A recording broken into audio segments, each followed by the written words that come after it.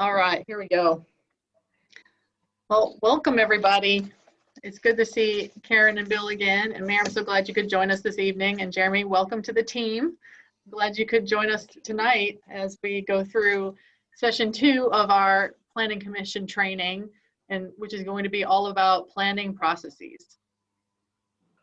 This is really where we drill down and get into the nuts and bolts of the zoning ordinance and the subdivision ordinance, so the UDC, or the planning book, as it's called by some in Lonoke, your Unified Development Code. So we're going to talk about the details and especially some key things to consider as you review applications, both as an administrative official and especially as a planning commission.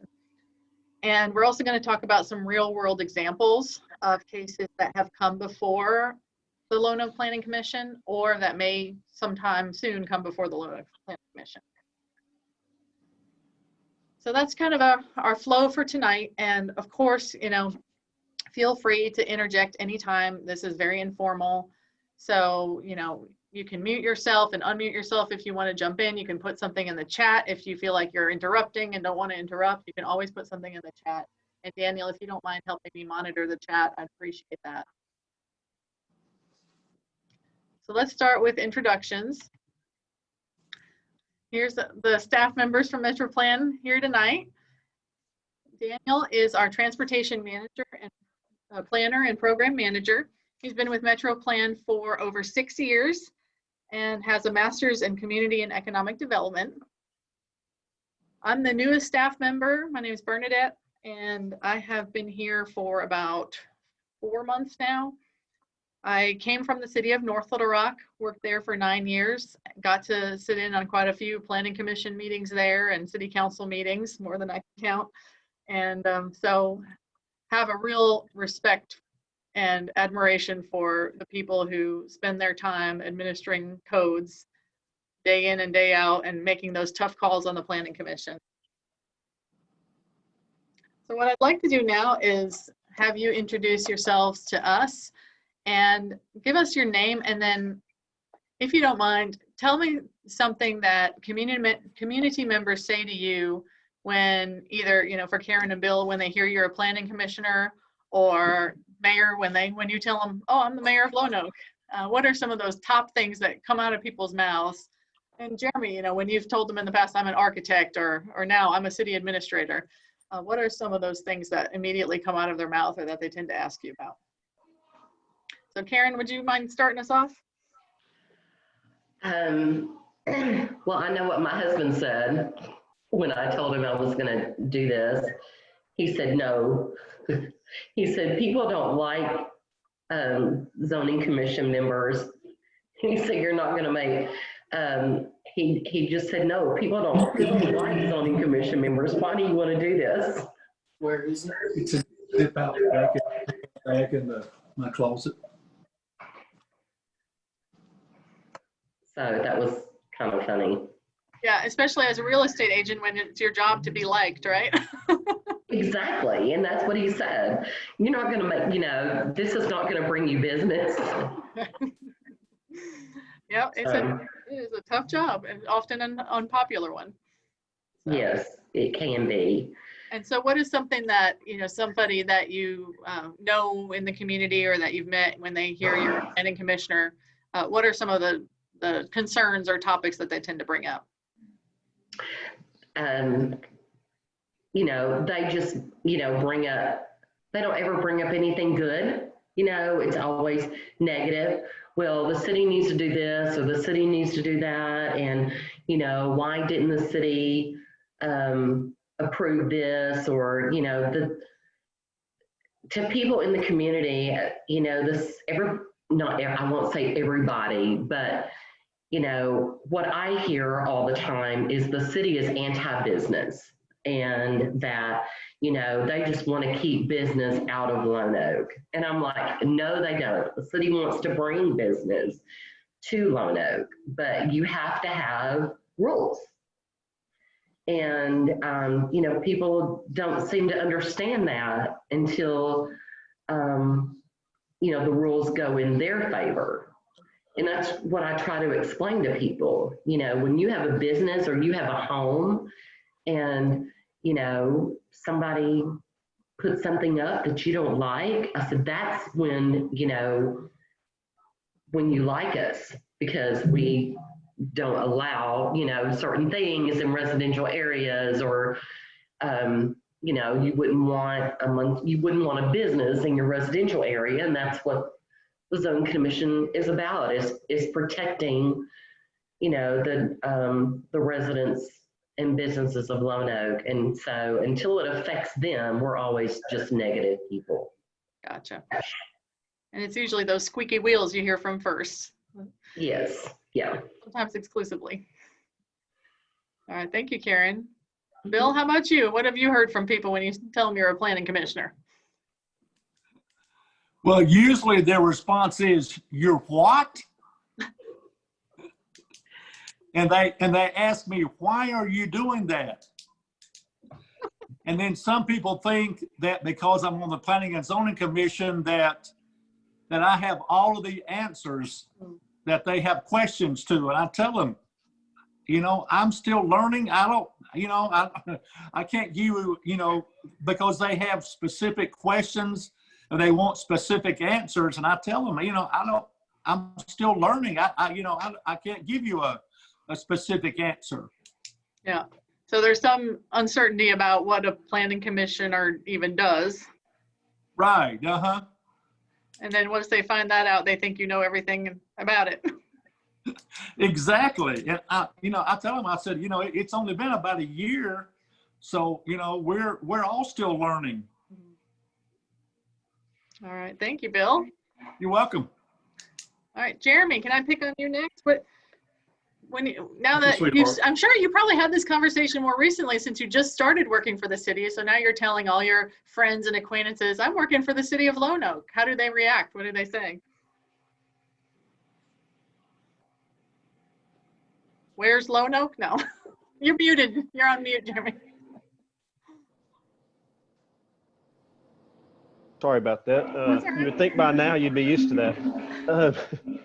But no, actually a lot of my architecture friends, that's one of their things. And my biggest thing, and I've told the mayor as well, is I've spent so much time on the other end getting buildings approved that I saw a lot of times where, which makes this meeting, you know, kind of important, to where the person reviewing and talking about buildings was really not fully aware of what they were supposed, you know, didn't know the rules as well as I did. And not only that, just I kind of always just wanted to be on the other side of it, just to kind of, instead of trying to get a building pushed through, let's try to make sure good buildings get in. And then on the other end, as far as my kids, with my job, I have a code enforcer badge. And I brought it home one day. So my 4-year-old, he thinks I'm a police officer. So that's the other side of it. He kept wanting to see my gun. And I'm like, I don't really have one. He's like, I won't shoot it. I just want to see it. And I'm like, I don't have one. Sometimes when you're out there enforcing the codes, though, you may feel like you need one. Yeah, well, but yeah, so that's my spiel. So yeah. All right, excellent. Thank you, Jeremy. All right, Mayor Reed. Yeah, I'll happy to give my testimony. I have an anti-testimony. Nobody comes to me.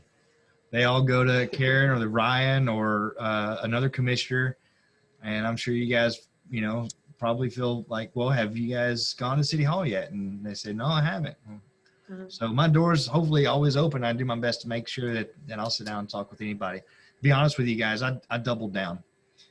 Jeremy just said the key words, which is make sure we do it right. Make sure we do it the right way. And Karen alluded to that. There are rules, and there's rules for a purpose. And we're not going to get investment into our downtown until those investors feel that we are going to, by the code, protect their investments as long as everybody else is. And that's how we're going to raise the community wealth in the community. So I think people, for whatever reason, just they don't bring zoning considerations into my office. And it's not lost on me or anybody else in this Zoom meeting that we have to grow not in spite of, but through the reputation that we have, which is we're anti-business, which is could not be further from the truth. And I'll be honest with you, I think if we took 100 small towns across America that were close to our population in size, we would find a lot of similar common themes where, you know, you meet your neighbor, but at the same time, you're having to sit down with them 2 days ago and talk about replatting their maps, and it's costing them money, and it's costing them resources to get surveys done so that they know that they're not building a fence on their neighbor's property or across an easement or something that's going to create a wrinkle in the next 3 years for the city or their neighbors to figure out. And so this Planning and Zoning Commission has been my weakest link in terms of what I brought to the table when I decided to run for the mayor. And I've learned a ton in the 2 years that we've been here. And I would say, and I think I've maybe even expressed this to you, Bernadette, I personally feel that my goals are about 12 months behind. So I think having you guys here with us is putting us on a fast track to get to where I was hoping to be by year 3, maybe 4. So that's what I've got. I don't get a response at all because nobody's bringing zoning issues into my office. It's more, unless they've already blown up, and we're not going to get into some of those, but.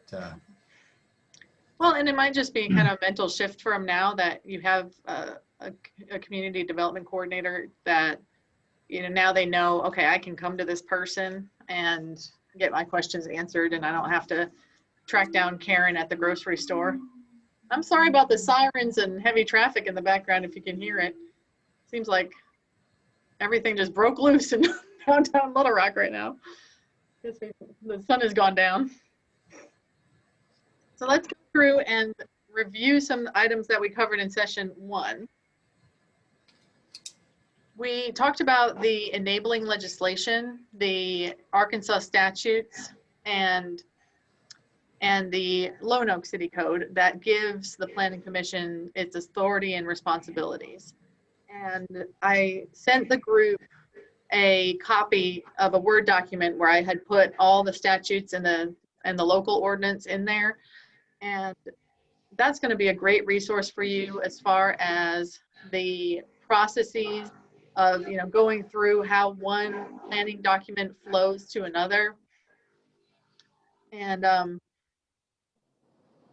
so anytime you have a question about the right process for, you know, public comment, things, you know, that you need to go through to get a change made or make an amendment to the zoning ordinance or a statement of public purpose, what you need to be looking out for, why you're doing the work you're doing, just refer to the Arkansas Code. It's all right in there. It's a great backbone for everything that you do as a planning commission.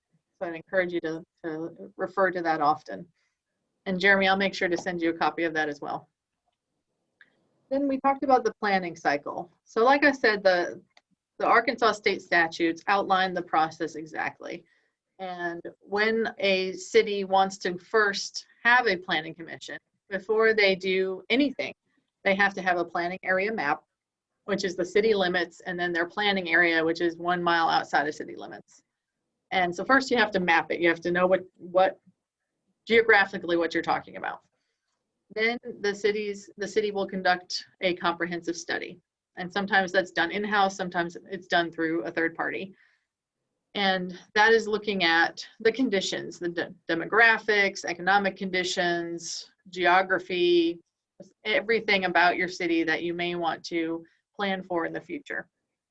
Out of that, that's kind of a prerequisite to putting into place a land use and master street plan, which is your forward-looking document of how you want the land to be used and the streets to develop in the future. And in your case, that's your general plan.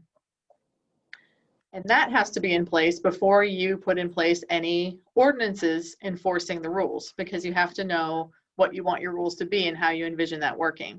So the zoning and subdivision ordinances are there to implement your general plan. They're like the enforcement mechanism, the implementation mechanism. So you see how everything, one thing flows to the next, and you can't jump to regulating uses and regulating development without first going through a process of envisioning what you want. Then, you guys have done all that. You have your unified development code. That's your zoning and subdivision ordinance. But it doesn't mean you're done forever. You have to constantly evaluate proposals. You have to update your planning documents. You have to look at them and say, is this still compatible with our vision? Is this still what we want for our community? So it's a cycle. It's a continuous cycle of looking at proposals, evaluating if the plan still meets your needs. And then you can go back and update your comprehensive study, update your general plan. And I kind of want to add to that what you just said. Generally, people or cities update their master land use plan and their comprehensive plan every 10 years.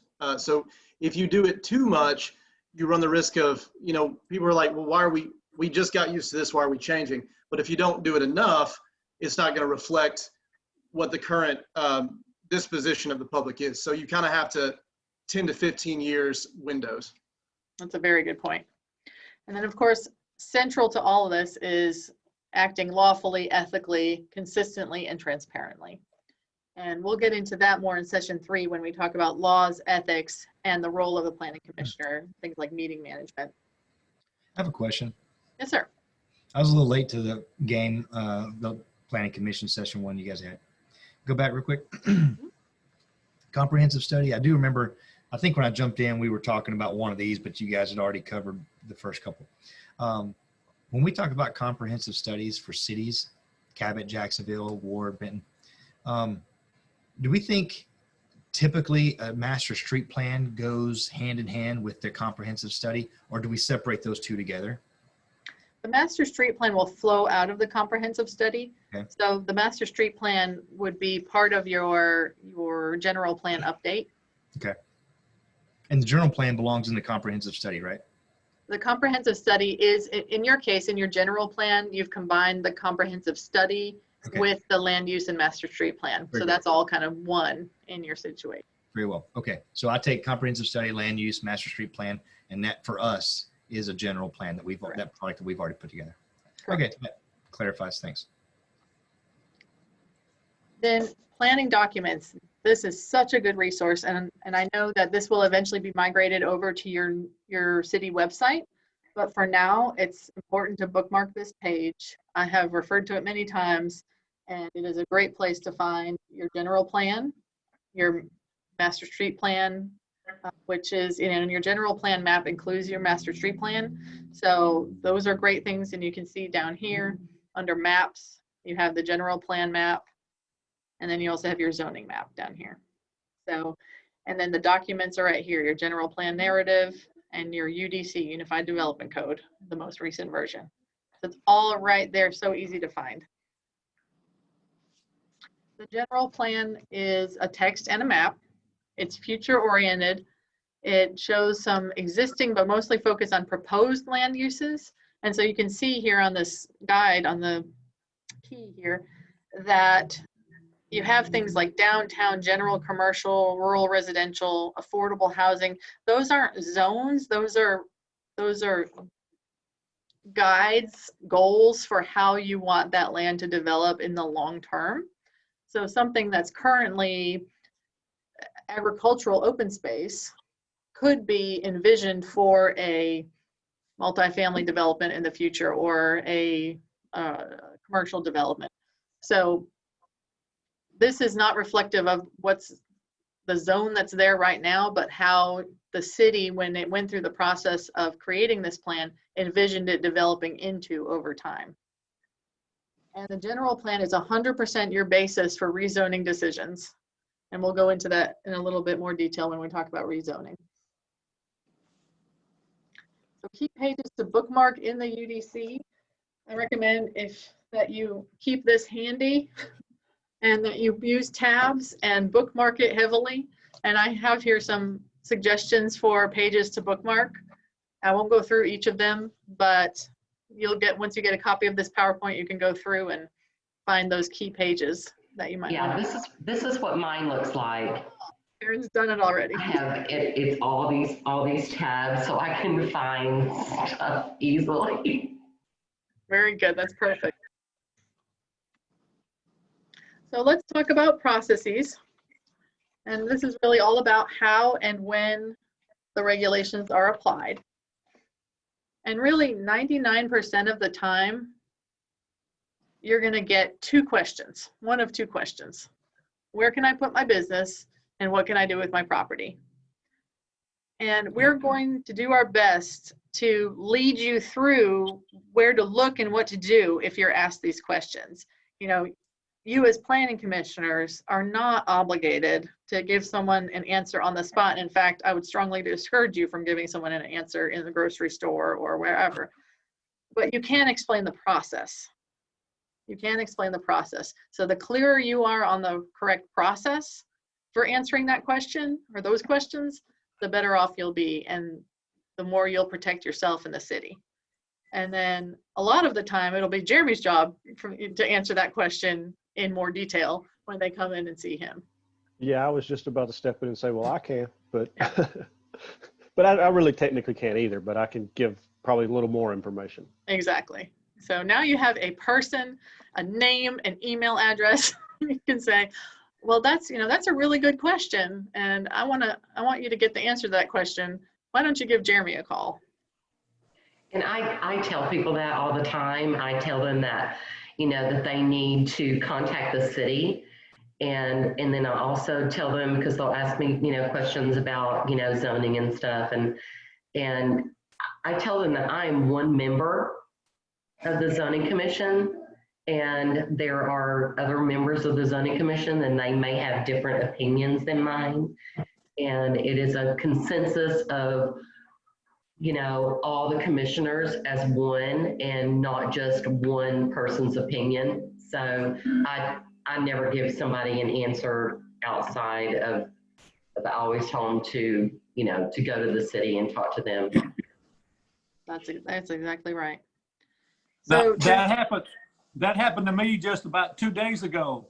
really? I had a phone call from a friend that was asking for someone that they wanted to put a business and something about this and something about that. And what can I tell them? I said, contact the city office, either talk to the mayor, talk to Regina. And, we have a process because they wanted to come to the meeting like next Monday night and present. I said, well, first of all, it has to be put on the agenda. We have to know what you want to discuss. So, that just happened to me a couple of days ago. Yeah. So you see how common it is. And so we're going to try to lay out the process in, as much detail as we're allowed, we can allow in the next hour or so. And just, anything else, questions, you can refer to Jeremy. But, not to get too much into the legalities and the ethics of it, but yeah, anything that they ask you or have a question about needs to be discussed in the public forum, Right. Exactly. at the meeting. So, conversations in grocery stores or phone calls at your home are not, Right. people should be getting their answers. Right. So let's talk about the business license process. As and I had a quick, download with Regina because I didn't know the answers to this either. And what she told me is that business license process, the business licenses are billed and issued currently by the water department because they have a good handle on the businesses that are coming into the city. But that it's absolutely in coordination with the city administrator, and the administrator verifies whether or not the use is allowed before they issue the business license. So I'm not sure, Jeremy and Mayor, if that's going to be on Jeremy from now on, or if that will continue to go to Regina. Maybe you could clarify that. The business license piece is generally, it's probably going to remain in the water department unless it's more practical to give it to Jeremy. But because they have to come, all the roads lead through the water department, right? If you want water for residents or you want water for a business, you've got to go get an account turned on. Right. So it's a one-stop shop for everybody has to go through there, and I think that's why it's the most feasible place for it to be located.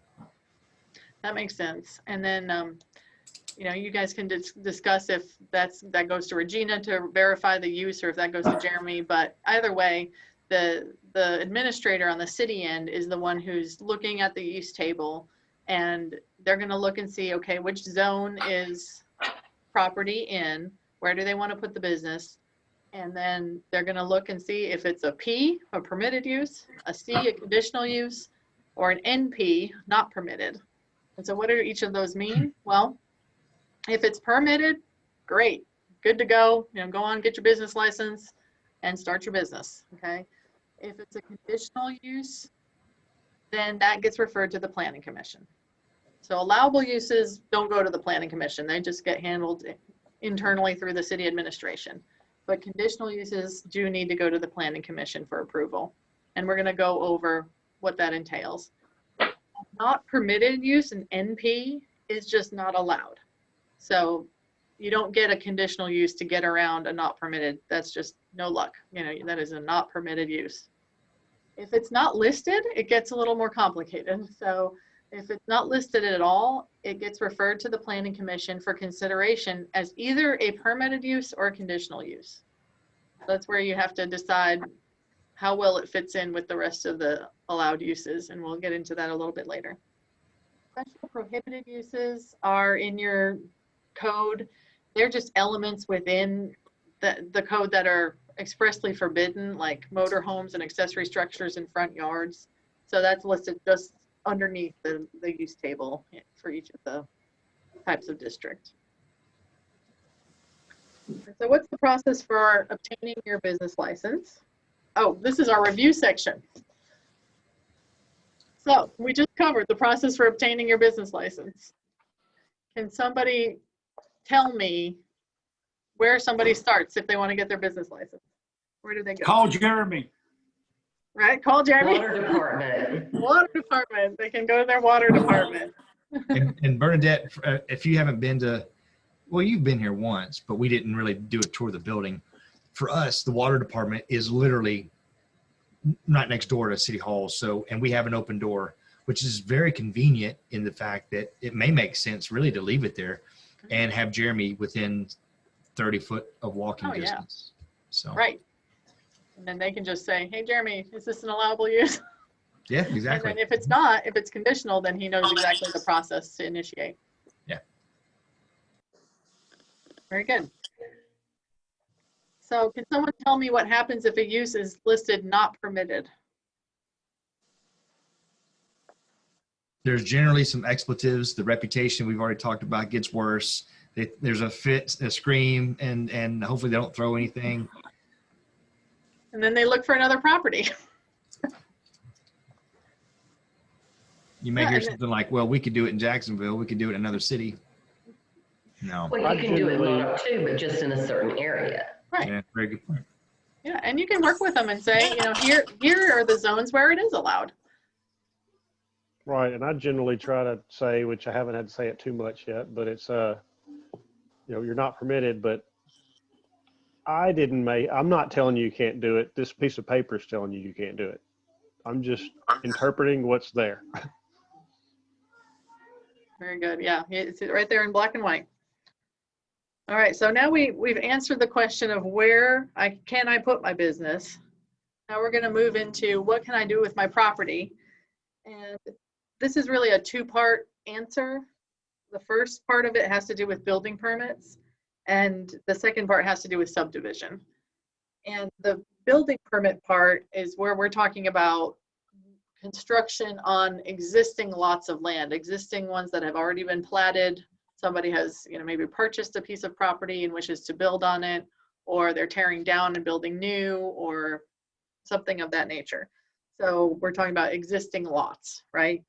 Subdivision is when somebody has a big portion of land and they're wanting to subdivide it into individual lots for the purposes of converting vacant land into a more urban use, be it residential, commercial, or industrial. So two-part answer to this question, what can I do with my property? And we're going to focus tonight on part one, the building permits. So some considerations when somebody comes in desiring to obtain a building permit. This is not explicitly stated in the code, but I think that a wise first step is to verify that the use that they intend to build the building for is allowed in that zone, because you'd hate for them to move forward with a building for something that's not going to be allowed. So I would, work closely. If I was planning to construct a building, I'd work closely with Jeremy to make sure that's all sorted before I ever apply for my building permit. And all of this is in the Unified Development Code. So, and all of it is in on your plan, yourcity.lonoke.com. It's all right there. You have two types typically of building permit application forms. You have a residential form and a commercial form. So there is a distinction between the two. And something to look at is, and something, of course, Jeremy would be reviewing is, does the building form and design fit the zone's development and site design standards? That's all in the UDC. Lot size, building location, height, size, bulk, parking, landscaping, signage. All of that needs to be detailed exactly in the application for a building permit. And then finally, you would want to consider if the property is in an overlay district, because there is some language in the UDC that requires planning commission approval of any building permit in an overlay district. So watch out for that one.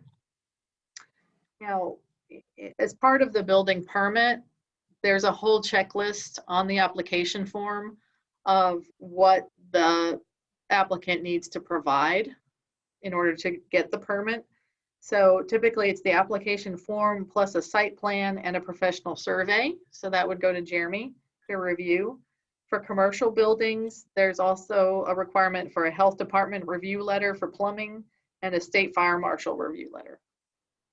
And those are just some of the things that, your application forms are really great because not only do they explain the process, but they also have a checklist on the second page of absolutely everything that an applicant needs to provide to have their application considered. So it's a really great way to lay out all the information. So if you're having any question about, oh, what's the process, just look at the application form. It's really all on there. And just as an example, large scale developments are handled a little differently than, say, a smaller medium scale development. There is a separate application process, and I won't go through all of this in great detail, but I wanted to show you that checklist. And this is the first portion of the checklist, all the things that someone proposing a large scale development has to provide. So as-built drawings, certificate of engineering accuracy. These are all pretty specific things that they're going to have to give the city before it goes on the planning commission's agenda, so that you really have all the information.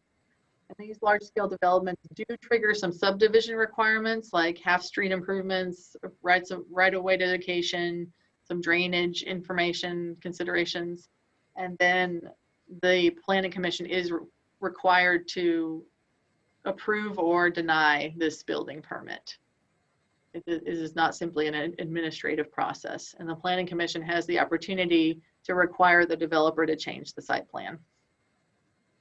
And that's where you'll really be working closely with Jeremy, because Jeremy will be preparing a list of maybe things to think about, suggestions, recommendations to you before the meeting, which is very common. Planning commissions get staff reports before every meeting detailing the applications, the cases that are in front of them, and the things that the administrator has found that need to be addressed. So it's a really good partnership there. So be sure to talk to him before meetings and get, if he provides you with a staff report, read it, make sure you have all the information ahead of time. Bernadette, I recognize a lot of those bullet points. I think this probably came from a conversation you had with Regina, right? That kind of outlined what our current ordinance is. That's right. Our product, I think, that large scale development. I took that from your large scale development application form. So like I said, page 2 of that form is a checklist. It's all right on there. And so I'm going to show some of my ignorance here. The 2+ acres. So I'm zoning in on that. That is commercial 2+ acres, right? I believe so, because this says 15,000+ square feet, non-residential. Yeah, And I'll have to verify the 2+ acres. because I don't think it's and or. Mhm. Like it's either 15,000 acres, 15,000 square feet, or Building. it could be 3,000 square feet commercial on 2+ acres. It's Right. still considered large scale and would have to go. And as an aside, just because we got in the weeds a little bit, there is a spot in y'all's zoning that actually has the old 10,000 square foot still written in there. So y'all, that's something that y'all might need to look at to correct it. So our ordinance currently says 10,000, right? I forgot where it was at, but it says 15,000 in one spot and 10,000 in another, and it might be on the application itself. I think it's in the subdivision section of the UDC. So I'll point that out to y'all after the meeting. And I was so confused by it that I asked James Walden, and he told me, oh, that's just an inconsistency. And he gave me a suggestion of how to correct it. So Would you recommend it be 15 or would you recommend it be 10? Does it really matter? Originally it was 10 and 20 plus multifamily units. So at some point that must have been changed. Okay. And I'm sure it was changed for a reason. Okay. Yeah, so it's really up to the city what you would like to call a large scale development. But of course, putting 10,000 square feet means it triggers a lot easier at 10,000 than if you're moving up 5,000 feet. So that's just really up to you guys. Okay. Maybe we'll let the planning commission figure that out. Exactly. Yeah. All right, so to recap this section, who approves building permits? Jeremy. If it's a small scale, yes, you're right. If it's a small or medium scale development and it already meets all of the requirements and all of the codes, Jeremy can approve it. If it goes beyond that, it goes to the planning commission. Yes. Where are Lonoke's 2 overlay districts? Center Street and 89 I-40. All right, excellent, thank you. All right, now we're going to get into a real world example. And I don't know if you guys recognize that logo, the real world. MTV started going down the drain when they introduced that. But we are going to talk about a few real world examples. And now before we get into this, I do want to point out that you guys can go ahead and collectively roll your eyes because we are going to be talking about the tobacco store cigarette sign. And I just wanted to tell you up front, I guarantee you every single person who's ever served as a planning commissioner can point to something that they wish they hadn't approved. So this is not a special situation to Lonoke. You will find this in every city. In fact, our boss, Tab Townsell, our executive director, talks about, on a good day, he'll go through Conway and say, oh, we did that good. When I was mayor, we made that turned out so well. And on other days, he'll go through and go, oh, I wish we had never approved that. So just make sure you know that it happens, and we're not going to dwell on the past, but we're going to talk about the process, and we're going to talk about what to look out for next time. So let's get into some background. There was an application made in July of this year for a freestanding sign advertising cigarettes for sale.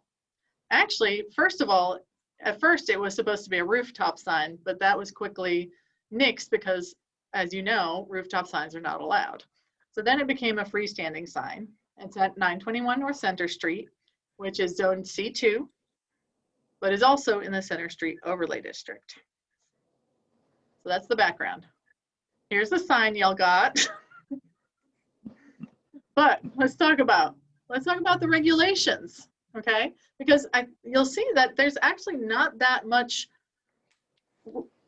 happening with the sign that's not exactly in the regulations, but let's pinpoint where perhaps something was overlooked. So in zone C2, and you can find this in the UDC, page 57, the regulations for freestanding signs. One sign per property, one freestanding sign per property. It's 100 square feet maximum size for a single occupancy building, 36 feet maximum height, 15-foot minimum setback from the street or the right-of-way. In the overlay, you add on to those that it has to be a ground mounted sign. It can be no more than 8 feet high, and it can have no flashing or intermittent illumination. Well, when you go back to here, well, it's no more than 8 feet high. It's not flashing.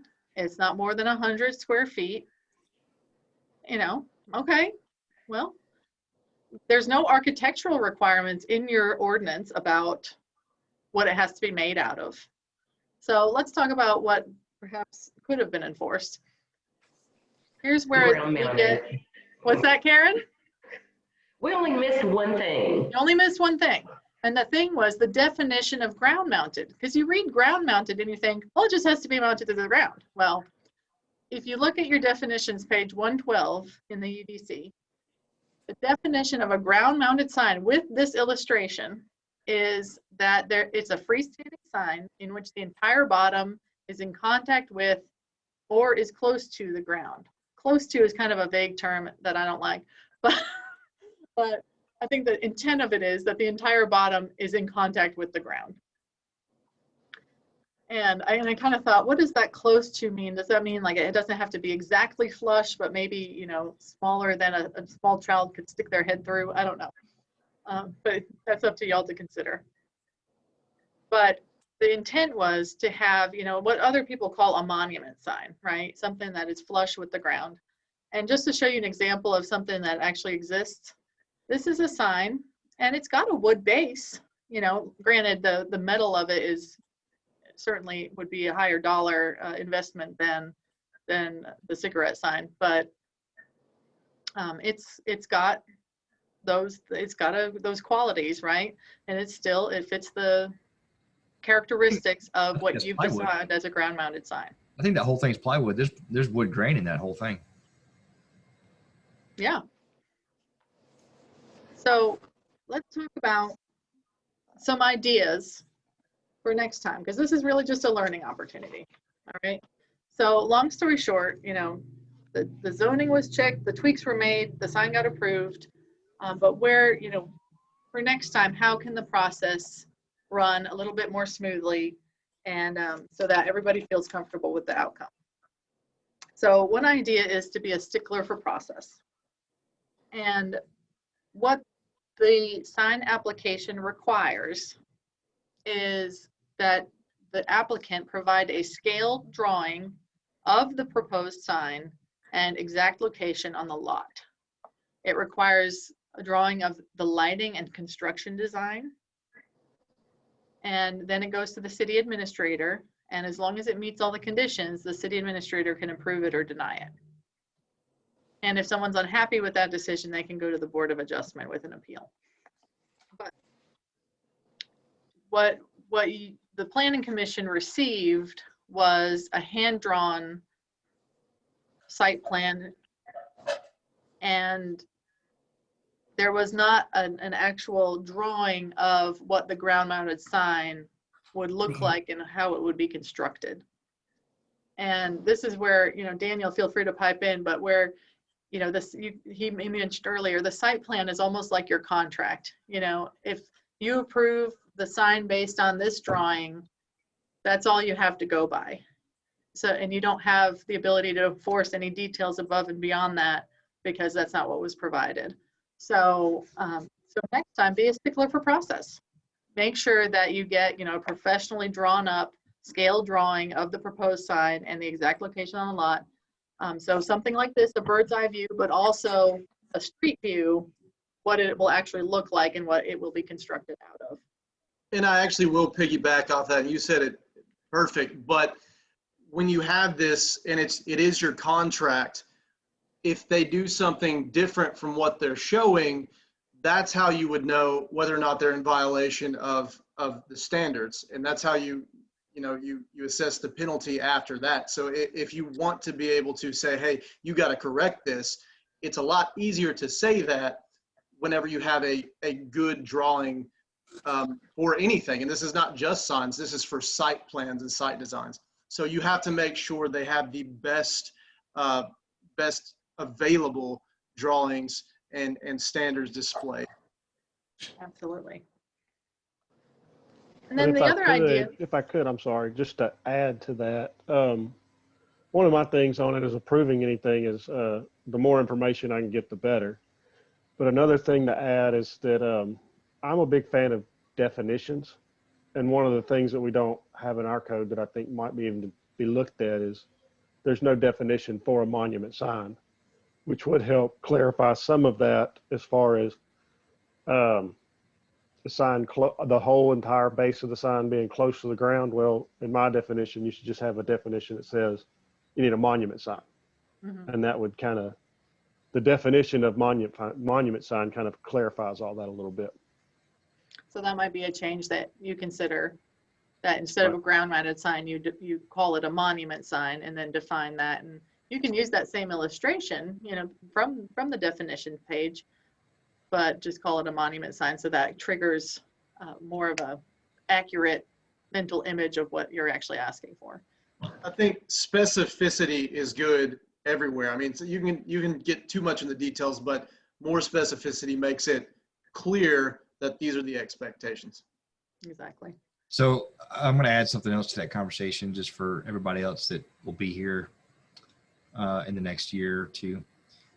And Karen and I think had some conversations. I can't remember his name. Jeremy was his name. Nice enough guy. Okay. But what he brought to the table was, well, that this is my third building and I've never had to go through such a stringent process. And he was hung up on that, really hung up on that.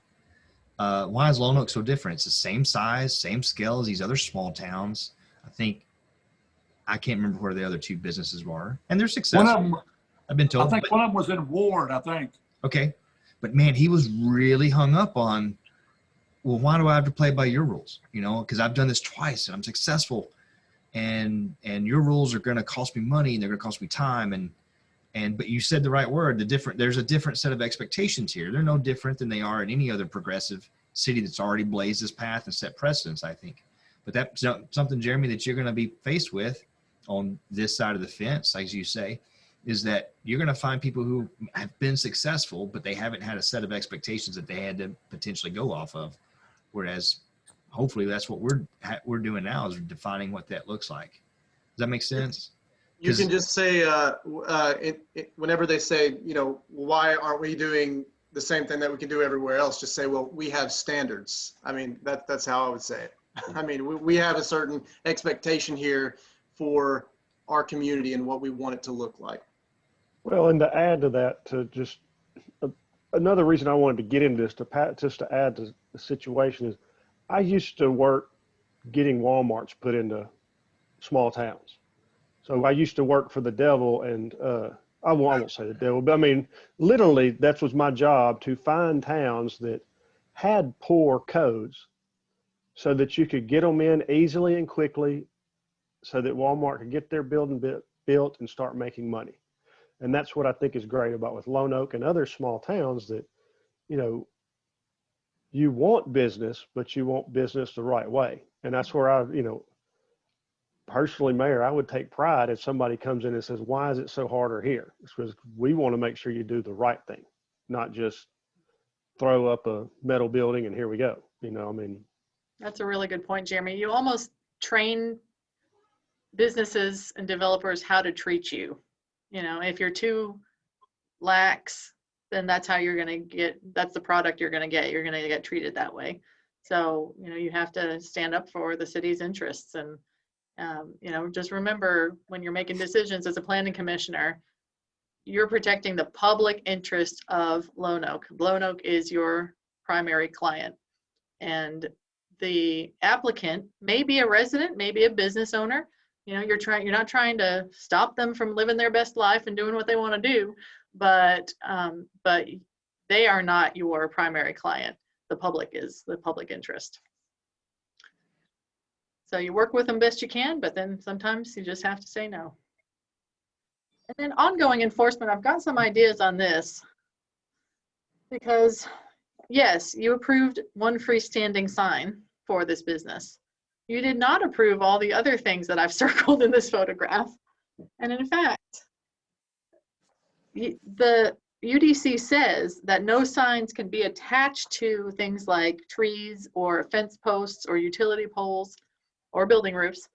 And I think you can make an argument that those signs, those two Crowns and Sonoma signs, are attached to a pole. And that now open sign is a temporary sign. And you see the regs for that listed there. And then that banner sign is a freestanding sign that is not permitted. So if you're going to enforce the code, if you want to clean this situation up, you can. You are absolutely within your rights in the code to have some of that removed. And I would add to that, if you enforce it on one property and one property owner, it absolutely has to go across the board, or else you Right. can get into some trouble. Right. Very good So point. Jeremy had a pretty interesting take on this 2 weeks ago, before he even started. As soon as the price of cigarettes changes, then they're in a completely different scenario, because of the one thing that is in our hand right now is that piece of image that you've got up there. That's exactly, I think, what was submitted. It even says purple letters. Yep. And so that in itself is exactly what the city has required. Now, just imagine that conversation when cigarettes go to $3.87 and he wants to go get that printed for $20 and replace it. And that's an opportunity to remediate this situation, right?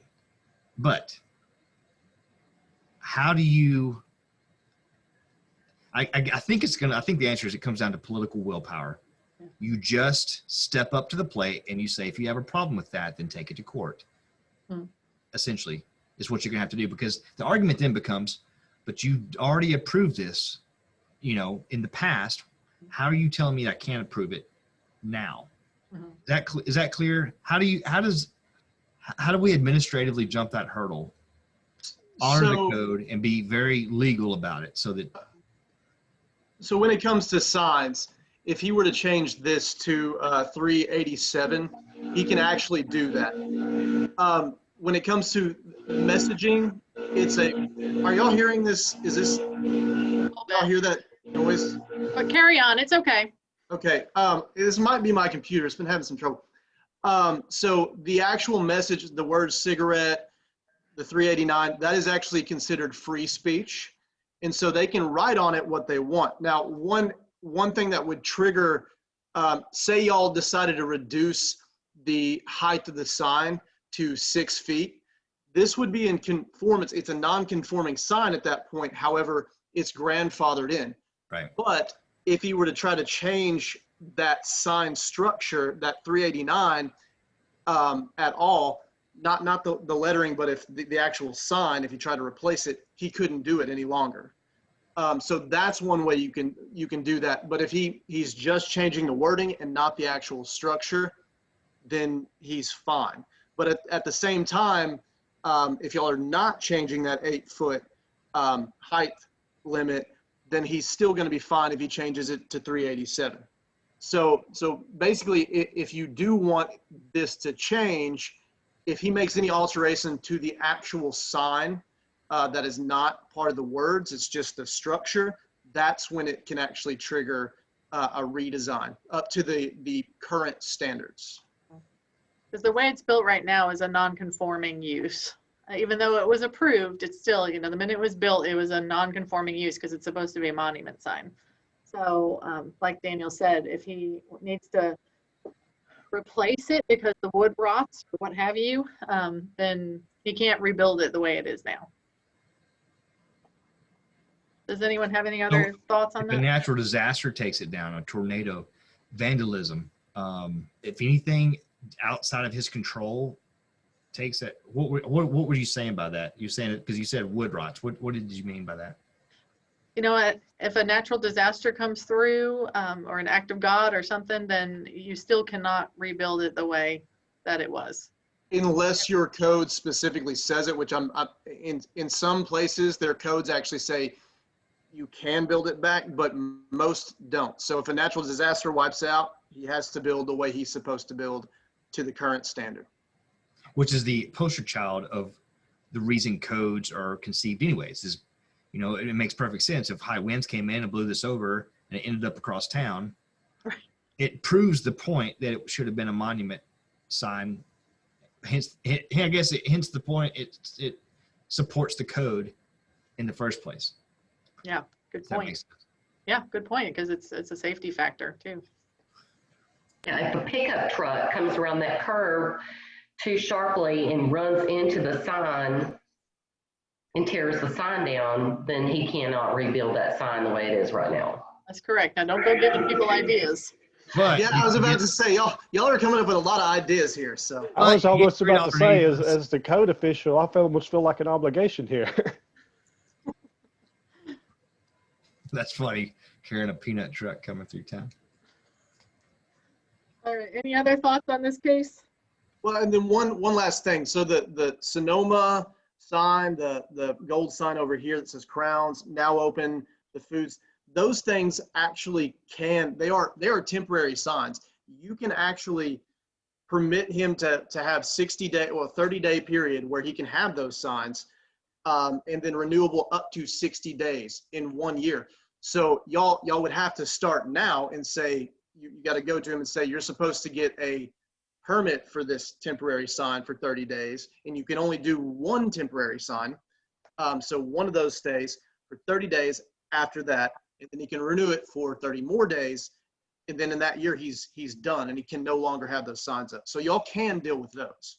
And this is not the only location that has those category temporary type of signs either. I mean, just down the street, we've got a few other businesses that use those types of cheap sign advertisement. Right. So you would have to go and make sure that you catch all of them. Everybody, all at once. Yes. That's right. Yeah, absolutely. That consistency is key. Yeah.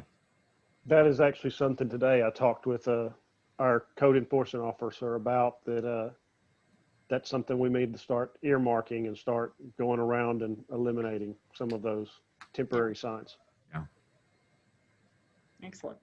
All right, well, let's move on to part 2 of what I can do with my property. Like I said, that's subdivision and plats are the second piece of what can I do with my property. It's a very complex review. It involves community development, it involves a professional engineer, and it involves the planning commission.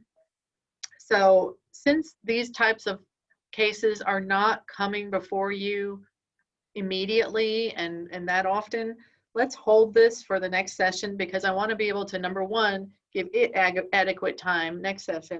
And number two, I want to make sure we have adequate time tonight to talk about things like conditional uses and variances that might come before you more often. And real quickly, before we move on, I kind of wanted to make this point earlier. Just the subdivisions versus the zoning.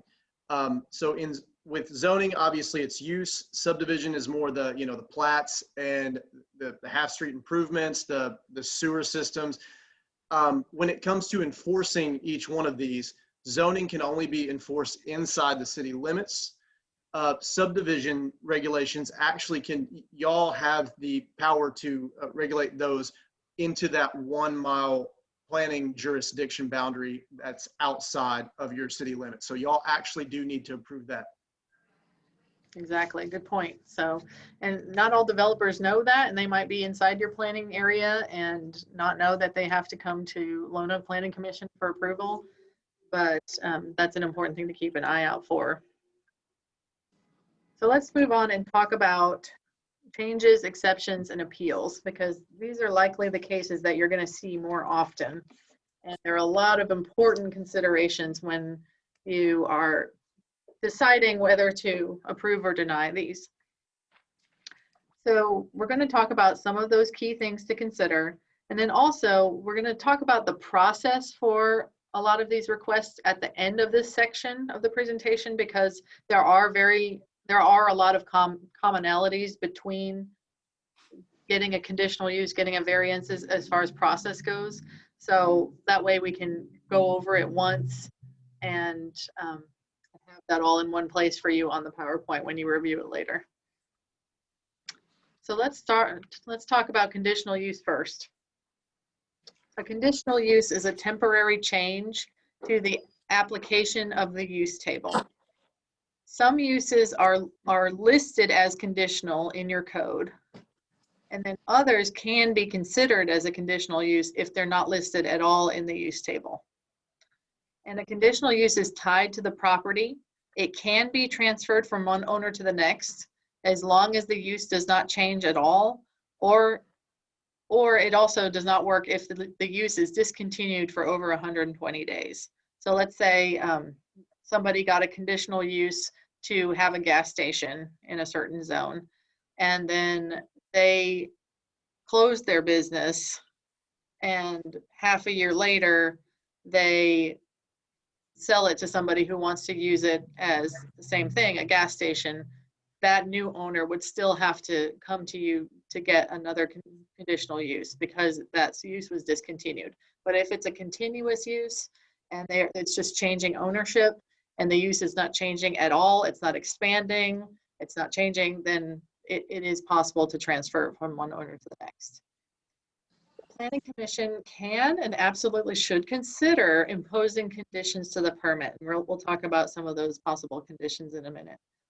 And it's important to keep in mind that you're regulating uses, you're not regulating people. So again, just like with the signs, consistency is key. It doesn't matter whether you like the person or you think they're going to do a good job with their business. That's not under debate. You are only considering the use and the impact of that use on the surrounding neighborhood. And then you also want to consider public opposition. This is a public process applying for a conditional use. There are all kinds of notifications that have to occur.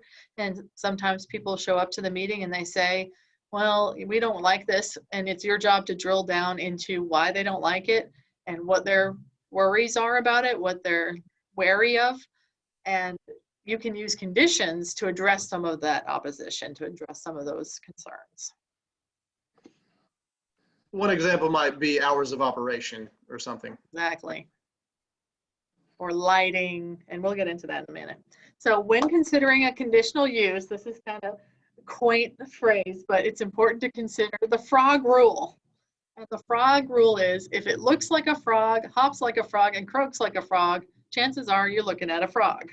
So you might have somebody proposing an assisted living facility in a single family zone, and I'm not sure, I need to check your use table if that's actually listed as a conditional use or not, but let's say it is, and you're considering that in a single family zone.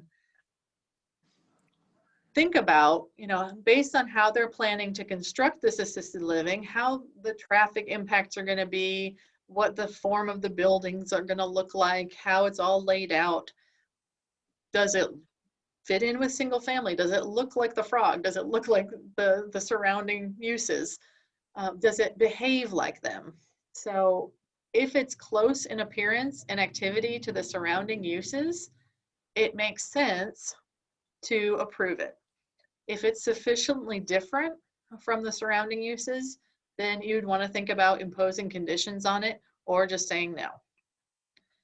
And it's important to note that conditional uses still have to meet all the zoning standards of the district as far as how their buildings are built, the setbacks, the lot sizes, and all that. That's not what you're considering here. You're just considering the use, okay? If it doesn't meet the zoning standards, then they can apply for a variance, and we'll get into variances too. But the conditional use, they still have to meet all the actual zoning standards. If they are not meeting that, vote no on the conditional use because they need to figure that out before you give them the conditional use. And then it's a good idea to go back to your enabling legislation, those Arkansas codes, your general plan, your UDC, and check the statements of public purpose. Some planning commissions will actually do a summary of all the statements of public purpose throughout all those documents and go point by point. Is it protecting the health and safety of our residents? Is it doing this? Is it doing that? And note questions and comments that you have when you make yourself a mental profile of this use, and go point by point. Note down, I have a concern about the public health impacts of this, or I have a concern about the safety impacts of the traffic. Go point by point and really write down those concerns. That's kind of your fact-finding process that you go through. And you want to get real specific knowledge of the proposed use where it's going to be located, the surrounding properties, to determine exactly how it will perform. So it requires a lot of legwork on your end. And some possible conditions.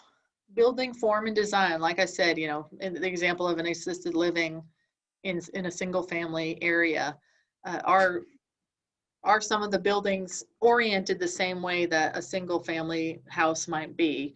Is it architecturally compatible with the surrounding neighborhood? Where's the parking located? How does it appear? Is it screened? Is it landscaped? Is it going to be a detriment or an asset to the neighborhood? The streets, how are they performing, or how are they laid out? Is there anything, if you're doing a drive-through, for instance, are cars going to stack on the street? That goes into traffic control. Is there safety concerns around that? Screening, of course, if this is a use that might have an impact visually on the neighboring properties, can you require any additional screening to help mitigate those concerns? Operating hours, Daniel mentioned, that has, a lot of times that will people will be concerned about the noise, or they'll be concerned about people being around the property in their neighborhood, close to their homes. And so that's one condition you could impose to limit their operating hours. Lighting and signs, light pollution is a real thing. People don't like it in their neighborhoods. Flashing signs people don't like. So you could say, okay, you can have this business, but you can't have a flashing sign, things like that. Noise and vibrations. Are you going to have trucks coming in and out? Do you need to restrict the hours that those trucks can have access to the property? Maintenance, how is the property going to be maintained throughout? It needs to maintain a good visual aesthetic if it's going to be near people's homes.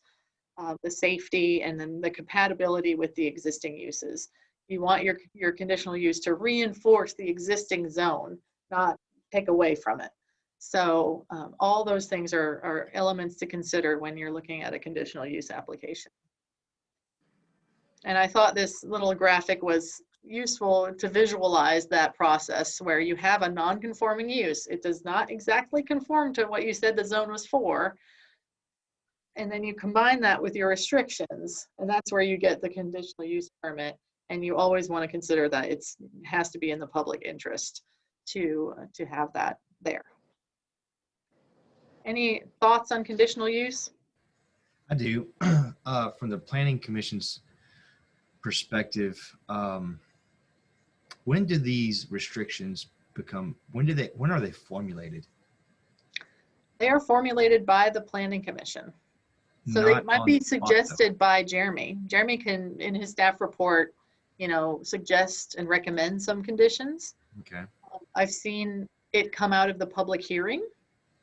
So, you have your public hearing, and then sometimes the Planning Commission will immediately put conditions on to respond to the concerns expressed in the public hearing before they approve the conditional use, or they might table it and take that month's time to really outline carefully what they want the conditions to be, and then come back and approve it at their next meeting.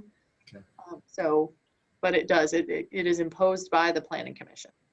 And sometimes, and I'm not sure about the UDC that y'all have, sometimes conditions are actually a set specific conditions that are written into the code already.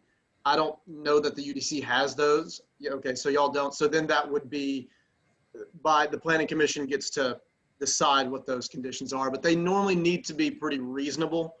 And again, they need to conform to that zone. If it's like a drive-through in a commercial zone that has to operate in a different, hours they're requesting, then they look at the surrounding area. Is it going to negatively impact a residential area? Do we want to give them the extended hours? Stuff like that. Exactly. All right, are we ready to move on to our recap of conditional use? Yeah. All right. Someone speak up and tell me one condition you might place on a conditional use permit. Landscaping. Landscaping. Flashing sign. Flashing sign, yeah. Bill, any ideas? Traffic flow. There you go. Yep. Some traffic flow requirements, where to place the driveways, things like that. Very good. All right, so let's touch on rezoning. Rezoning is actually compared to conditional use, a fairly straightforward process, but it is very important and it holds a lot of long-term implications. So it's maybe a simple process, but it's kind of a heavy process for you as far as what you have to consider. Because this is an actual amendment to your zoning. You know, you're changing the zone that a property is in. That's a big deal. So you have to make sure that it is consistent with your general plan. And I have an example of that on the next slide. Is it compatible? Is this new zone going to be compatible with the surrounding area? And here's the trick. You know, somebody might be wanting the rezoning because they want a use on that property that seems okay, right? You know, they might say, oh, I want, you know, I don't know, a shopping center, a small shopping center. Seems pretty innocuous, right? So they want to zone it to, you know, a certain commercial zone. It might be fine for that use, but you have to think about, would every use that's allowed in that new zone be okay? So look at the allowable use table and look at, you know, what you consider the worst possible use in that zone, and think, you know, in 5 years when they sell the property and somebody puts this other thing on there that's allowed in this zone, would that also be okay with you? Would that also be okay with the neighborhood? So you have to really think ahead, would every use be okay in that zone? And then again, public opposition. You know, listen to the people who are coming to express their concerns about the implications of that rezoning, and try to drill down into why they have that view. And, you know, just a little thing to remember, conditional uses come and go more often, but a rezoning is more or less forever. Of course, you can always change it, but it's not easy to change. It's only upon request. So rezoning is forever. Keep that in mind. That may not be completely true, but it kind of lends weight to the heaviness and the future implications of your actions. Yeah, and normally rezonings, they should be for a longer period of time. Sometimes people will get willy-nilly and just keep rezoning. But, and I think this is probably going to be standard in most codes, but it normally takes, if you try to apply for a rezoning, you normally can't apply for, on a particular property, you normally can't apply for another rezoning for a set amount of months. Most of the time it's 12. I'm not sure if that's kind of the same for the UDC. But that's normally how you can, you know, rezone. So yeah, so if it gets denied, they can't reapply for another year. And I think I did see that in the UDC. So let's look at an example. This is just one portion of the city, and it shows how the land use is planned out in the general plan, which is your future looking document. And then it shows how the land is actually zoned. And you can see, you know, right now it's very compatible. So, you know, in the general plan, your goal for this area is that it's mostly low density residential, which is the pale yellow, and then some affordable housing residential, which is brown. And so you've translated that now into the zoning ordinance, where the properties are zoned single family residential in the yellow and multifamily residential in the brown, to try to, you know, get from that low density into the actual zone of single family. You know, so you can see how your zoning map is implementing the intent of the general plan. Okay, so let's say somebody buys up a whole bunch of properties. You know, let's say they buy up all the houses on Kimberly Circle. I mean, this may be completely ridiculous and not realistic at all, but let's just say they bought all that property and they wanted to turn it into a shopping center. And they want to rezone it commercial.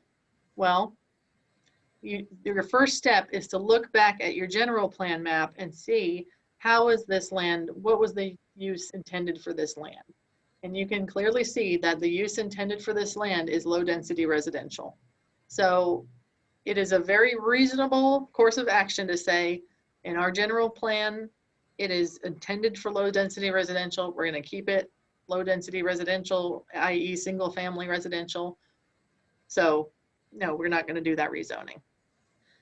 Now, these things evolve, you know, and you may, as you update your general plan every 10 years, you can start to see the market trends and the demographic trends. And that's why you do that comprehensive study, right?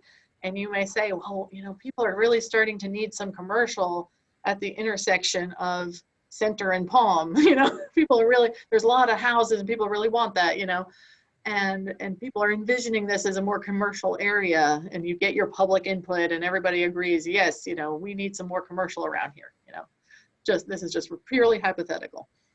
So yeah, then you could update your general plan map and say, this is our intent in the future going forward for this. Doesn't mean you rezone it immediately, because there are people living there, they're happy, they're not thinking about selling the property.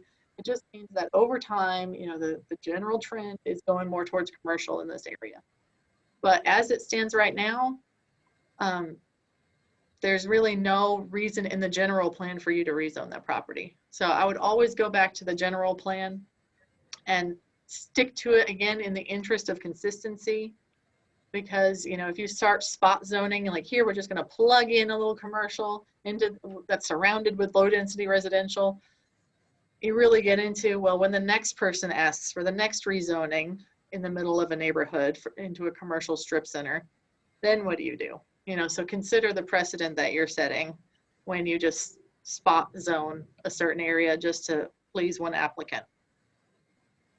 Does anyone have any thoughts about that or clarifying comments? Well, I had something to add to that, to a degree, I guess. One of the things I look at, and I've seen before, like if you get a rezoning in an area, say in that circle area, it also can possibly in time, and y'all can give me y'all's opinion on this, is it can open up someone then not even asking for rezoning, but asking for a conditional use because they're right next to that commercial property. And then you can start to get it to spread to where next thing you know, you've got a whole lot of commercial somewhere. Right, to where you're getting something that you did not intend. You're saying that would influence the zone around it that was not intended to be used, but being used through conditional uses. Is that what you're saying? Right. Which is, honestly, it's not illegal to rezone. If your general use says this is a low density residential area, it's not illegal to rezone to a commercial property. However, it sets that precedent. So it's best to always deal with the land use plan first after you've done your study, and then you can determine whether or not the rezone is needed at that time if y'all decide to change that general plan that you think that area needs. Perfect. All right, so let's talk about variances. This is one where we're gonna tell it to you like it is. We're gonna be very specific on what does and does not qualify as a variance. This is a picture from Queens in New York City, and it was actually on an architect's blog, and I found it fascinating because the lot was too narrow, and they were supposed to put in a side yard, and then their home would have only been 13 feet wide with the side yard. And imagine that, you know, we can't even comprehend in Arkansas that you would even consider building a 13-foot wide house. And they, you know, understandably wanted to build it the full width of the lot. And so the architect was advising the client on how to go about going to the Board of Adjustment for a variance. And he was very clear about, they don't care about your sob story. They don't care about your dream house. They care about the facts. And I think that is just a really good thing to think about when you're considering variances. Try to be a hard-nosed New Yorker and channel that. Don't care about the sob stories, okay? So let's talk about what a variance is. I got ahead of myself, sorry. Got so passionate. A variance is a minor exception to the strict application of zoning ordinances development standards. Keyword minor. That's another thing the architect said. Only ask for the bare minimum that you need to make your lot usable, because you're much more likely to get that. It's a change to standards only, to the development standards, not to the use. So you would never give a variance to allow a use in a certain zone that's not permitted. And it's based on hardship. And hardship means a situation unique to the property for which the strict application of the standards would deny reasonable use of the property. So the lot size, the topography, a steep grade, something of that nature. So in this instance, a 13-foot wide house is not really a reasonable structure. So that was their case, that this lot size was denying them a reasonable use of the property. And the hardship, it's important that the hardship be not created by the current owner. So these people bought the property, but they didn't subdivide the property. It's not like they bought a bigger property and then subdivided it and built that other brick building. And now they're saying, oh, we have a hardship. We need a variance to build a building on this other lot. No, you didn't create the problem. It was created by a previous owner, or, in a previous time when these zoning regulations did not exist. So there you go. It's a hardship not created by the current owner. And also, economic hardship or convenience are not valid reasons for a variance. I can't afford to do all that. It's not a reason for variance. But I wanted to open next month and not 2 months from now. Not a reason for a variance. So, remember, it's a hardship-based decision. It's a hardship-based application. Those may be the two most justifications I've heard since I've been in this chair. I'm sure Karen can justify that too, but I'm going to guess those are the two most used reasons for. And, quite honestly, they are the two biggest reasons why variances are given. Yeah. And it's very rare to actually get an application for a variance that is legitimate. Really? Yes, it's very rare. Which is probably in the next slide. But just even on something like a hardship for a lot size. So if they have a lot that they own that does not meet, say you have a minimum lot size, but this is even smaller than that, they can't reasonably develop that lot. However, if you have another lot adjacent to it that's vacant, they could feasibly acquire that property to make that, and then combine those lots to make it work.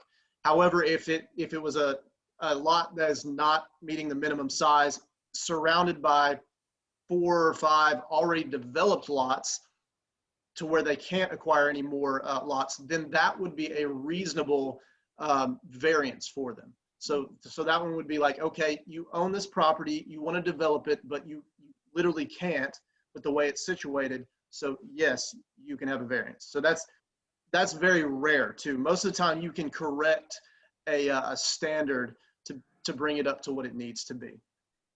But I know that you guys do have in Lonoke some narrow lots, some, lots that in residential areas that would be perfect for infill, but may not meet the minimum standards. And so that would be a reasonable reason for a variance, to allow reasonable use of that property. So, and that's why I put that Queens example in there, because it is a very urban example, but it is a great example of a narrow lot situation that you might run into. So like I said, I'm getting ahead of myself. Requests heard by Board of Adjustment. So let's talk about the Board of Adjustment real quick. Who is the Board of Adjustment? You think people, Bill, don't know who planning commissioners are. They sure don't know what the Board of Adjustment is. Well, it can be a separate board. It can be made up of 3 members of the Planning Commission, or it can be the entire Planning Commission. So it's really quite flexible, and cities can do it however they want. In Lonoke, it's the entire Planning Commission. So you don't get off the hook. You are the Board of Adjustment. So this is why it's so important that we cover this with you, because you will be making these decisions. So the Board of Adjustment hears requests for variances, and it hears appeals of rezoning and conditional use denials that the Planning Commission has made. So it's kind of funny, you deny it and then they have to appeal to you for reconsideration of that denial, but that's how it works. So here are some variance considerations. Very important. This is a quasi-judicial action, because believe it or not, appeals from a denial from the Board of Adjustment go to circuit court. So the Board of Adjustment is a quasi-judicial body, and that means that the burden of proof is on the applicant to prove to you that there is a valid hardship, and that the variance should be approved. Give focus, give attention to the standards and the impacts of the potential impacts of varying those standards. Don't give focus to emotions and desires. Don't listen to the sob stories. The effect. Would granting the variance give the property a right not given to others?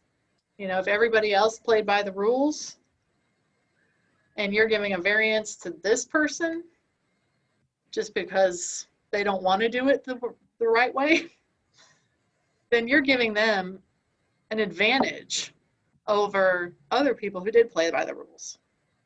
So that's problematic, and that could be a problem for you when, you know, those other people speak up.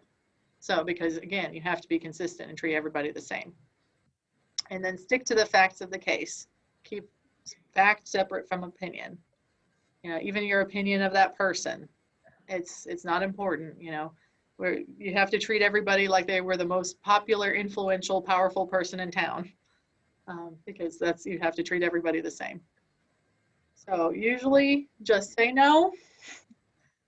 That's a good thing to keep in mind. You know, there are valid reasons for variances, but again, try to channel your hard-nosed New Yorker and don't be afraid to say no when that's the right decision.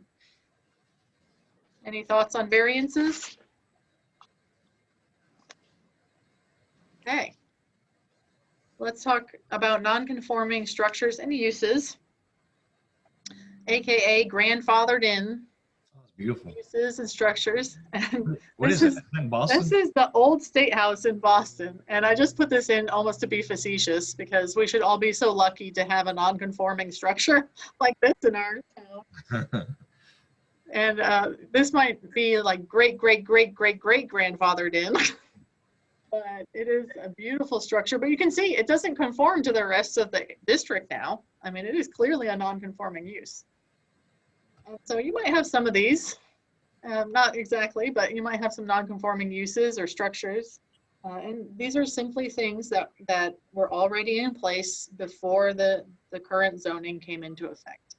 And of course, you allow them to continue. You don't kick anybody off their property, but it's important to know how to handle them. And there are 4 cardinal rules of non-conforming uses and structures. You never want to allow a new establishment or an expansion of a non-conforming use or structure. So again, you know, act of God, you have to build it back in conformance. Or you don't want to let a non-conforming structure put on an addition to it.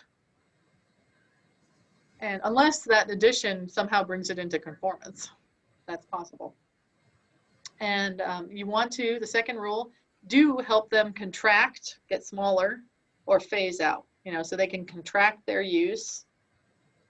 They can phase out over time. You want to help them do that. Repairs are encouraged. We're not wanting anybody to neglect their property, but you cannot rebuild in a non-conforming way. And you can't do stops and starts, i.e., you know, have a non-conforming use that stops and then resumes at some later date and is still non-conforming. What does that mean? Can you elaborate?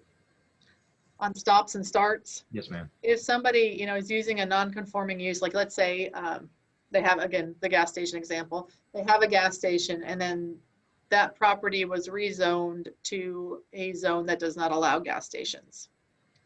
Then they could continue having their gas station there as long as they're operating it continuously and they're not expanding their use.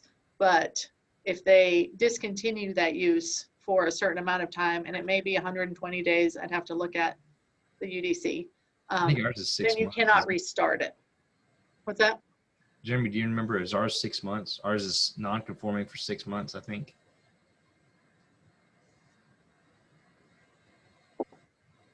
I believe that's right. I wouldn't bet. I mean, I wouldn't bet my life on it, but I'm pretty sure that's what we are is 6 months. But that would be going from one old business to a new business, a new like business, I suppose.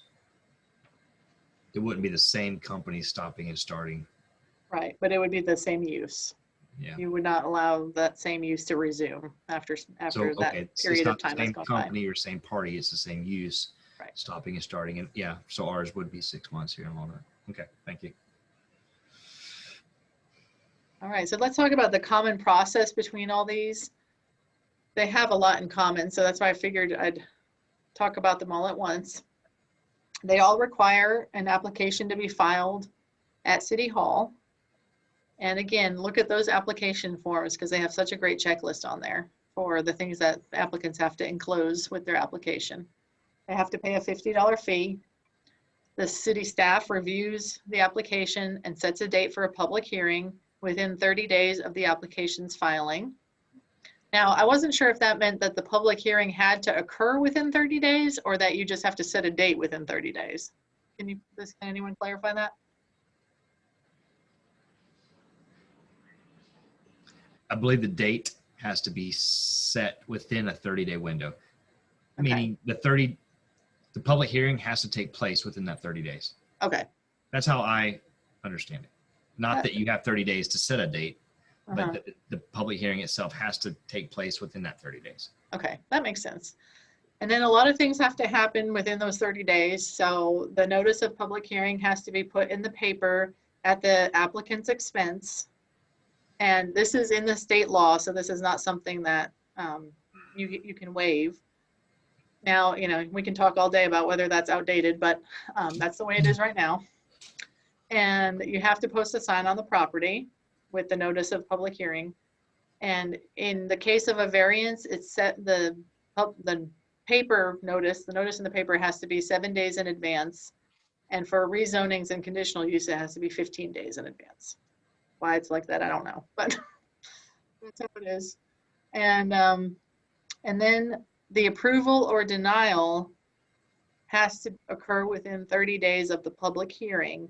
Oftentimes, the planning commission or the board of adjustment will issue an approval or denial immediately after the public hearing, because you have your public hearing and then you move into your regularly scheduled meeting and they can approve or deny it then. But it's not mandatory to do it right away. You can table it till your next meeting as long as that's occurring within 30 days of the public hearing.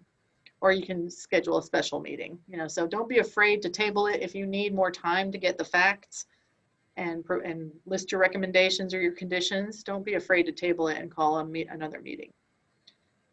With the conditional use, the planning commission approves or denies it. The appeals go to city council.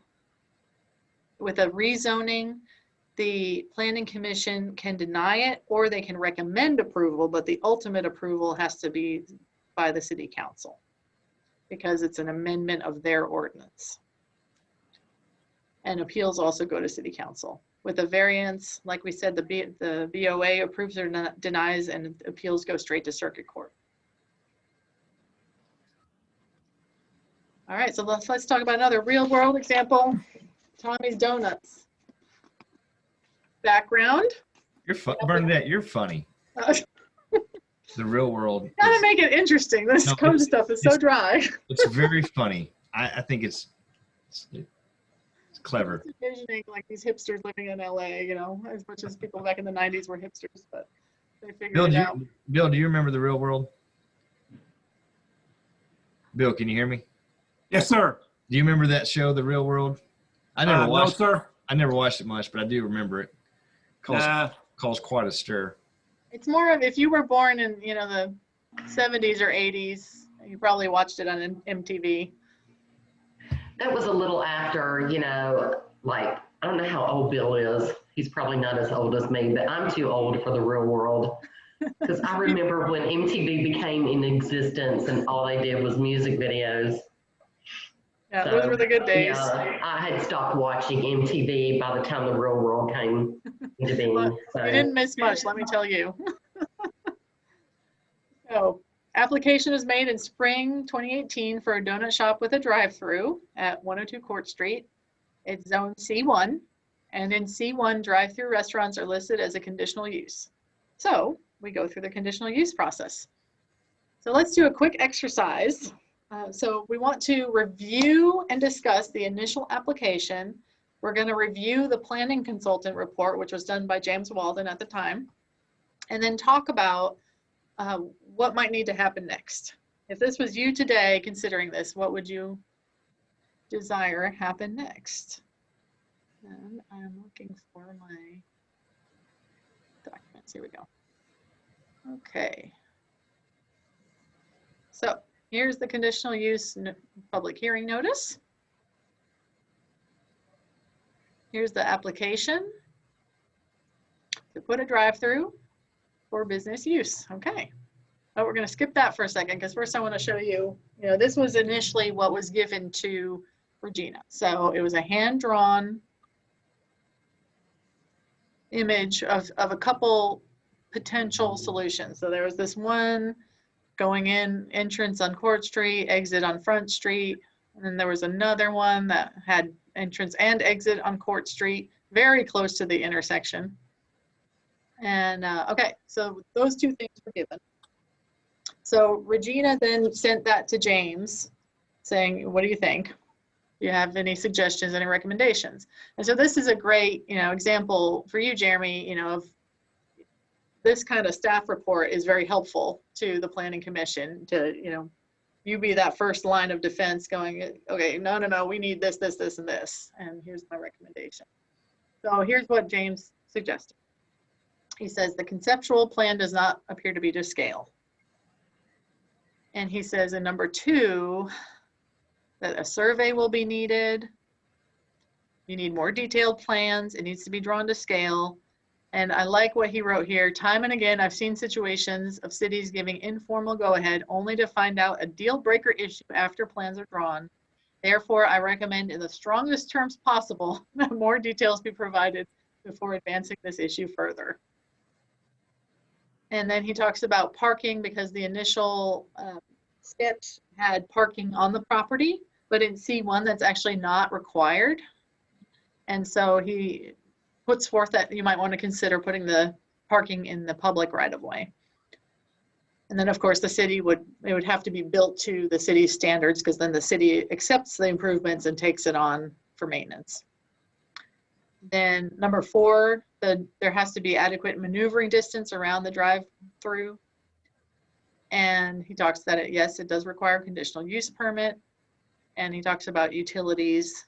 If there's water and sewer not present, he has to show the plans for running all those utilities and bear the cost of it. Okay, so what's our next step here? Get a scale drawing. Okay, yep, get a scale drawing. Preferably by an engineer. Well, and so I want to ask, I want to pull the layer back on that. You say preferably. It is or it isn't, because they're not going to provide one if it isn't. So if you look at, and I believe this was a new construction, right? It was, yes, ma'am. Okay, so if you look at the form for a building permit, let's just pull that up real quick. I'm going to share my.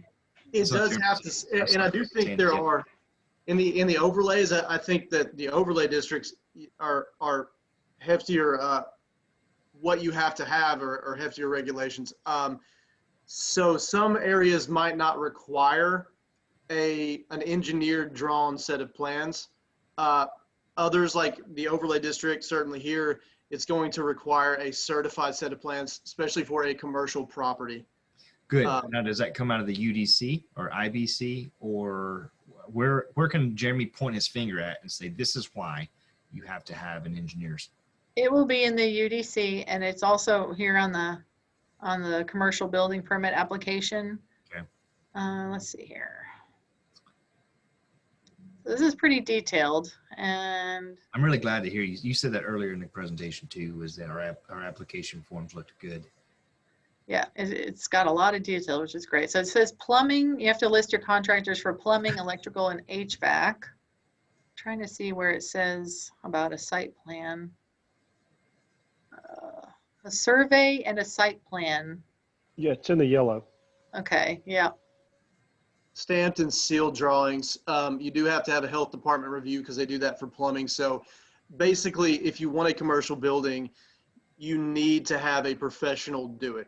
Yeah, because only they can stamp something with their engineer stamp. Yeah. Commercial building permit application. Okay. Yep. And that would go back into, okay, for instance, I'm a contractor and I'm a licensed contractor and I know how to build my own. Okay. And I'm going to invest in the community and I'm going to build something. So I need to check this out, and I don't need to give you an engineered set of a stamp drawing because I've built 100 of these. Mm-hmm. So, you know, you get where I'm going with this. This isn't like I see where you're going. That doesn't necessarily, that wouldn't fall on a hardship. That wouldn't fall on a variance. There's Mm-hmm. no conditional use for it. You just have to say, I'm sorry, Charlie. I know you could build the best one in Arkansas, right? But the city has to have an engineer, architect, or somebody who's legal to stamp off and take responsibility for this project. Yeah, and so look into that, Jeremy, and read in the UDC if it says engineer, because this is a little vague here. It doesn't explicitly say engineer. So if it needs to be, a site plan prepared by an engineer, then it should say that.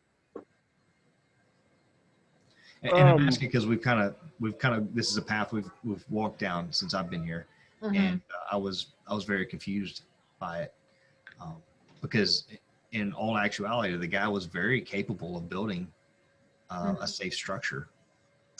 And it may not be that it's required, and it may not be the intent to require it. I don't know. But that's something that absolutely needs to be clarified. And, then it depends on what you want. My personal opinion on it is a complete set of stamped and sealed drawings, though it doesn't explicitly say, but on a commercial building, by law, you've got to have a structural engineer, electrical engineer, mechanical engineer, plumber, surveyor. So they will have all of those in a set of drawings with their own stamps and seals. So, I mean, though it doesn't explicitly say it in this, by saying stamped and sealed drawings, it implies that. So, I mean, yeah, you could. I look like you can clarify it and say yes by engineers and all of that, but yeah. But you're a professional architect. Yes. Bernadette and Daniel, they're professionals too. I'm just a commercial contractor, professional by trade, and so my argument then becomes, I know how to build this safely, and I'm not buying at Lowe's. It's not a kit. I'm going to build it and erect it myself. Like say a kit might actually, or if I order it online, it'll ship on a semi trailer, and I might get a set of stamp drawings with a kit or something. It might cost me $12,000, but I get a piece of paper that I can file with the city, and that stamp might be coming from New York or something. Like some engineer has already CAD drawn this thing to spec, whereas I'm just going to build it myself. Right. Well, see, and the thing is, the health department review has to happen, and so does the state fire marshal review. They're going to want to see a set of plans. So agreed. So that kind of precludes people who cannot produce those plans from being able to develop. They absolutely have to go through those review processes to build anything commercial in the state of Arkansas. Okay, so then you're leaving it up to chance, and you're saying, well, provide your set of drawings and let the health department figure out if they're stamped and sealed enough. Is that what is? Well, no, I mean, but then you still come back to the planning commission and actually Jeremy for review of those plans to see if they meet the minimum standards. I'm going to play devil's advocate because I want to see it. I want to be the lowest common denominator, and I want it to be easily interpreted. I don't think it would hurt to be explicit that the plans need to be prepared by a professional engineer. That just in addition to stamped and sealed drawings by a professional engineer. I mean, is that include an architect or maybe a professional, another profession, or is it engineer only? An architect will do the building part of it. An engineer will do like the survey, the site plan, the grading. Okay. Obviously an engineer will do structural and all of that. They all would have to be licensed in the state of Arkansas for their stamp.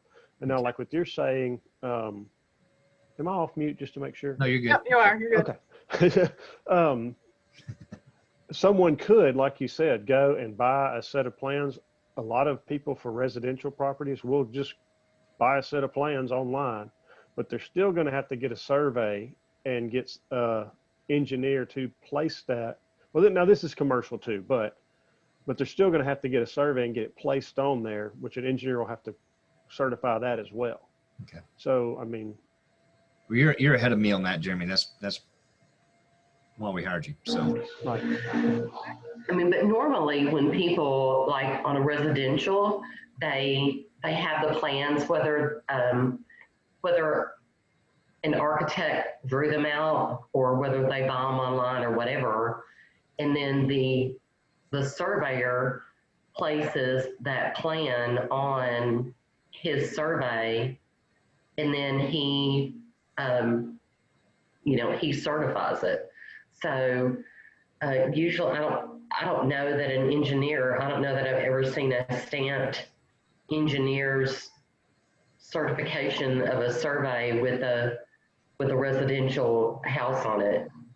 no, and that's right. I did misspeak on residential by state code, I believe, if I remember. Now I have to relook at this, but I believe any residential property that's under $500,000 does not require any kind of stamps to it.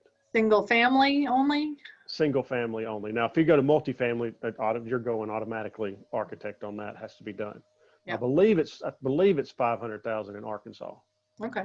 But I mean, there's a certain price range to where, if you're building a $450,000 house, you don't need an architect or any engineer stamps on it. Okay.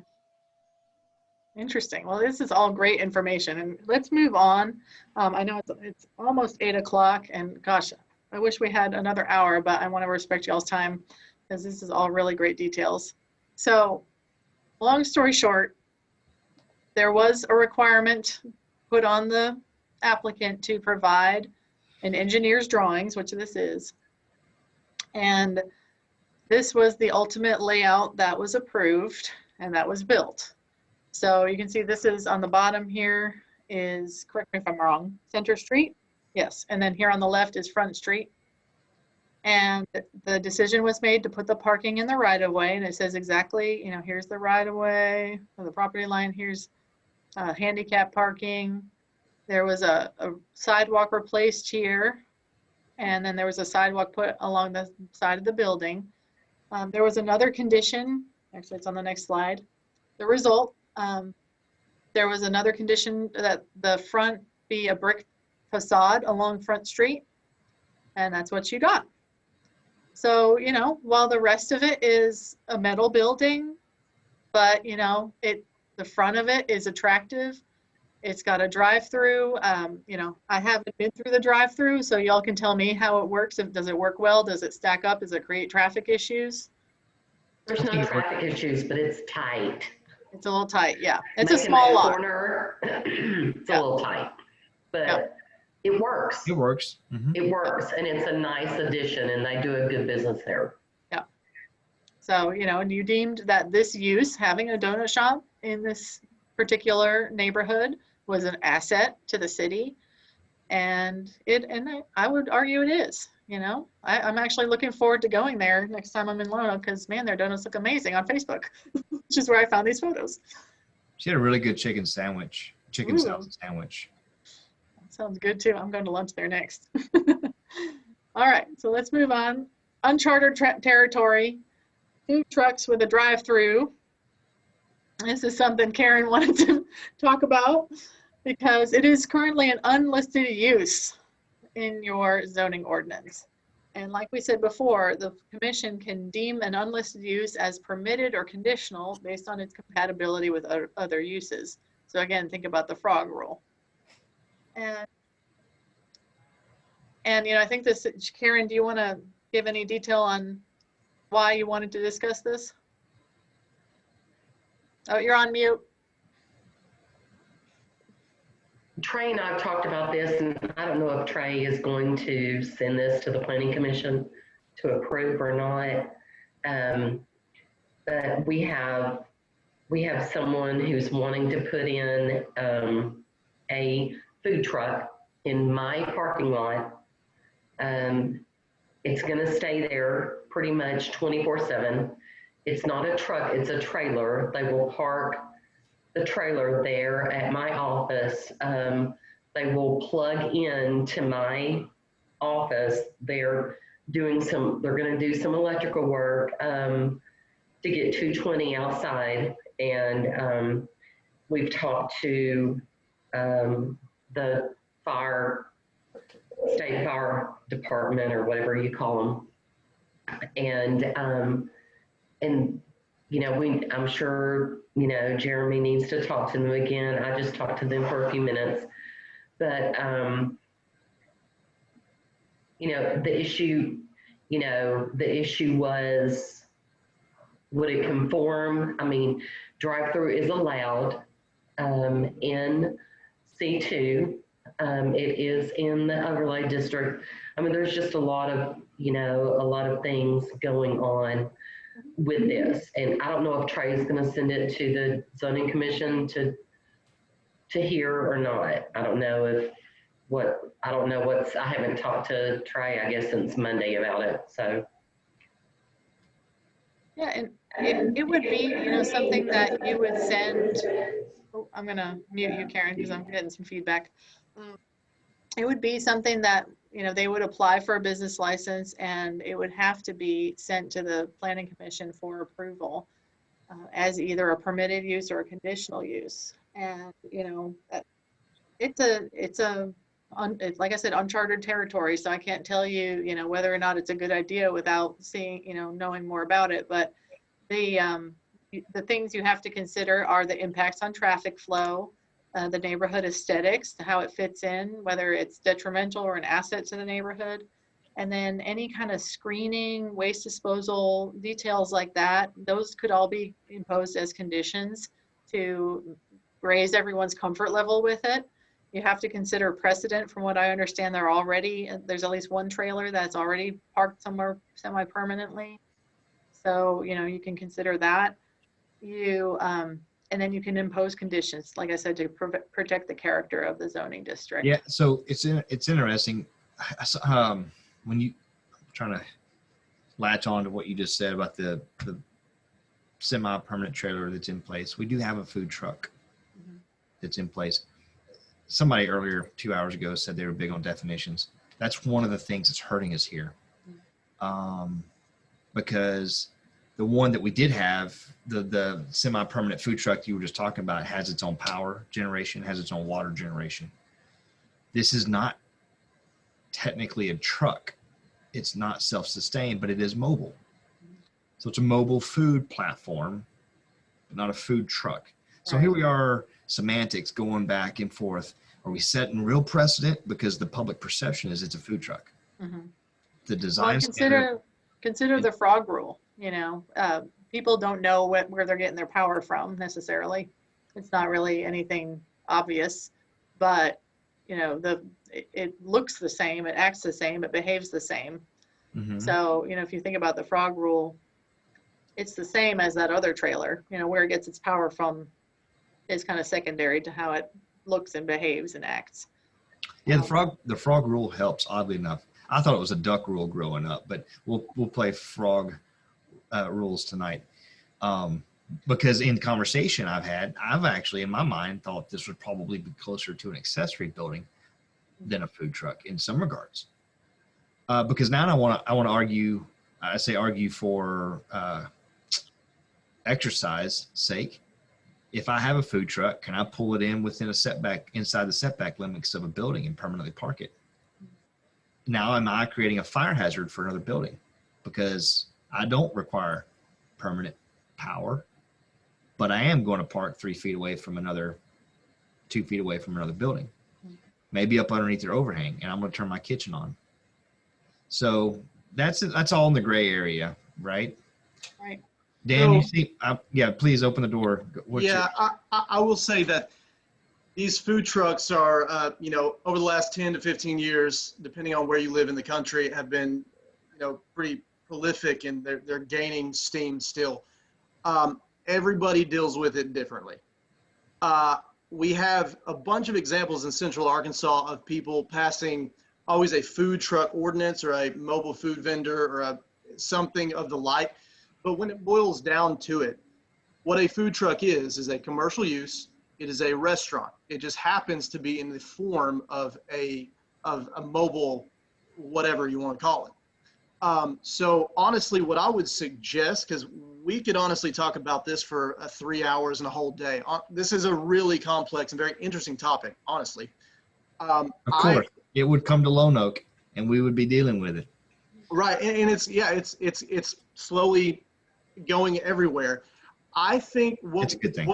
What we can do for you is we have an example of an ordinance. It was a food truck ordinance. I think we called ours the mobile food vendor, or mobile vendor in general, that we developed by looking at other places around Central Arkansas and how they did it. And we can give that to you guys to look at and see if y'all want to use that as an example to go by. And honestly, reinventing the wheel is just not necessary. You just have to pick out something somebody else did that seems like it works for you, and that's what you adopt. That's what I would suggest. And honestly, y'all just need to go over it and just see, does this make sense? Is this easy to apply? And then you can just adopt it as your own. Yeah, I That's what I would absolutely say. agree, Daniel. And actually, after Karen and I spoke about this case, I sent Karen the version that you had drafted for Mayflower, Daniel, and also North Little Rock's food truck ordinance. So Karen's got those. Karen, if you would share those with the rest of the group, that would be great. And that way that can spark your discussion about how to maybe add to your UDC an element that handles food trucks. And I'd like to add, there's also, as you said before, there's nothing wrong with tabling an issue to gather more information. As you know, just to make sure you worry about setting precedents for one thing, but you also want to make sure you make the right decision and gathering information to make a informed decision. You know, like you said, it may be better to table it until you can get a code that defines what a food truck is and how it can be used, or, you know, something like that, just to kind of, Right, and that way you know you're like regulating. Trey it said, I'm a fan of definitions. So the better you can define something, the more structured it is. And I will also say that food trucks are one of the topics that you can go down the rabbit hole. So don't get lost down there. Just see what other people have done and see if that works for you. And you can find something out there that's already been written that would work in Lonoke, just as easy as trying to come up with something new and unique. All right, we may get there in just 30 seconds, but I'm going to jump ahead. You said at the end of the day, it walks like a duck, talks like a duck. It's a food truck. But you said, Daniel, food trucks, they're just restaurants. Okay. Now, are they restaurants? Now I want to take this one layer further. Is it a restaurant with a drive-through window? Or is it a restaurant without a drive-through window? And does that change the conversation at all? Well, we'll see. And this is by extension, if we're considering this as a restaurant, then technically it's going to need to meet the same qualifications on how it does setbacks and how it, so yes, in a way, it's going to have to conform like a site-built restaurant. And so it gets confusing. That's why you have to normally adopt new codes specifically for food trucks. So that's why a bunch of people do it a bunch of different ways. Okay. So again, you go down the rabbit hole. So it's better to just look at how other people did it. There's a good example in North Little Rock, and I will ask in planning there to see how they approved it, but there is a permanent coffee hut in the Hobby Lobby parking lot off of JFK. Okay. And so that's exactly, it's a drive-through. I mean, you have two windows, there's traffic coming from both directions towards that hut, and they're permanently. And so that would be, I think, a great example of what this situation is. So. It can be an accessory use. It can be a temporary use. Sometimes you might want to have a food truck park, which is just a place where people, come and put a multitude of different food trucks. So there's a lot to think about. And that's why I would suggest looking at North Little Rock is a good example. Conway is another one. And then of course ours is a combination of that, Conway's, North Little Rock's, and a few others. So it might be worth looking at. Thank you.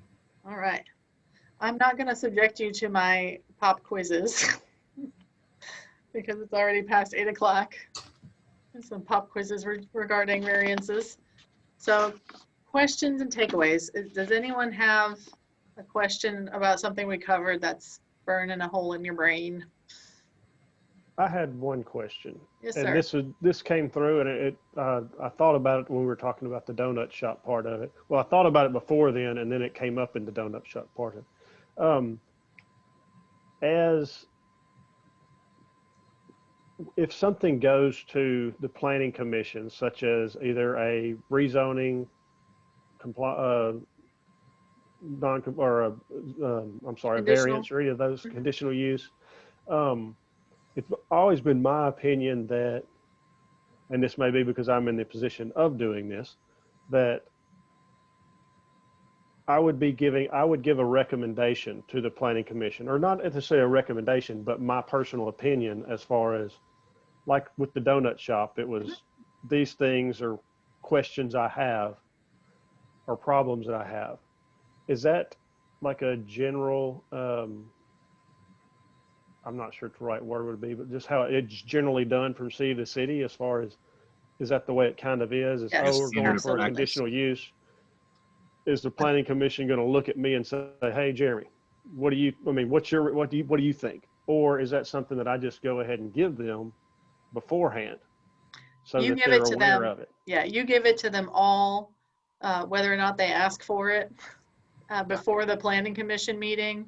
Whenever you send out the agenda packet to them, you include your staff report along with each case. Each case Okay. that's before them to decide.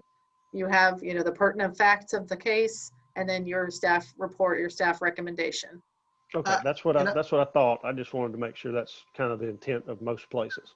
And if you Absolutely. want a great example of how to present that report, if you go to Conway's website and their planning website, obviously James is now the leader of that department.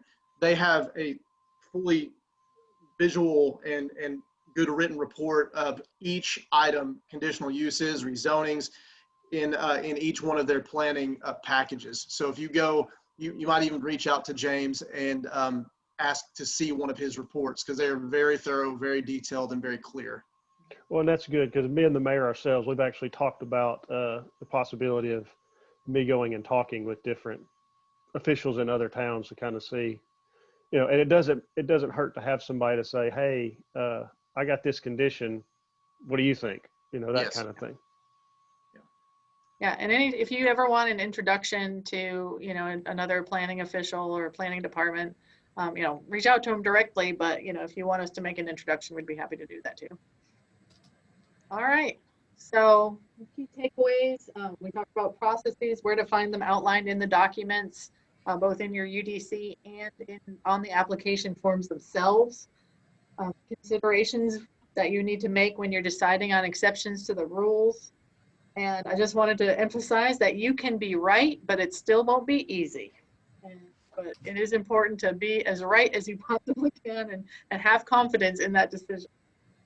And then, of course, I always want to tell you, if you're stumped, this goes for Karen, Bill, but, Jeremy, I know you're not going to be stumped much, but, if you have any questions that we might be able to help with at MetroPlan, please don't hesitate to reach out to us. You don't have to pay extra for that. That's included in your membership with MetroPlan. So we're here for technical assistance, and I'm the contact for the small cities in our membership region. So just reach out to me. If I don't have the answer or can't give guidance, I'll find someone who can. So we are a resource to you. So let's talk about the next session just real quick. We're going to talk about subdivision.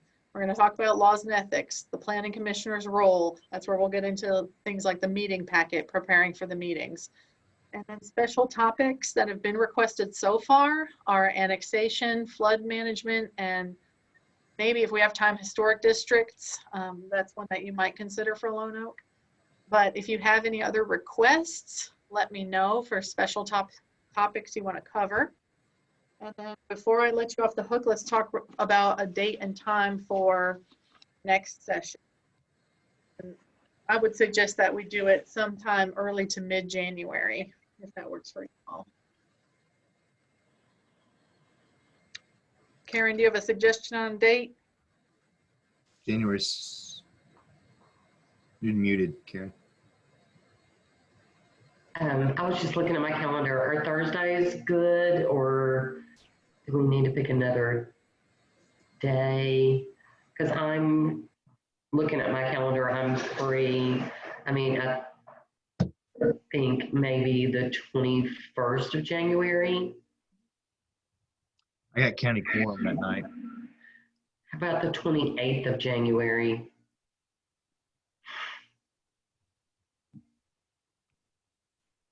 I could do that. I'm free 7 and 20 if we're talking Thursdays. Or we could do it Tuesday, we could do a Monday. I know Mondays are busy for people usually, and Tuesdays, I don't know. I could do it I was just thinking because the last 2 sessions we've had were on Thursdays, so I didn't know, maybe Thursday was better for people. Bernadette, is there any day better for you than not?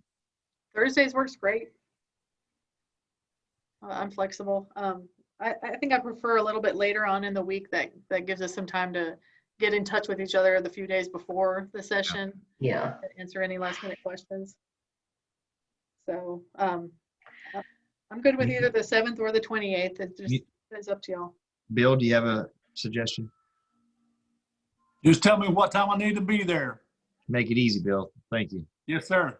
I'm the same. I can make it work. As long as I have advance notice, I can make it work. Karen, it's your call then. 7 or 20? Okay, let's do the 28th of January because the beginning of the year is really busy for people. And I think that would give us a little more time to kind of calm down from the first of the year. Because the first of the year is really, I know, busy for me. Perfect.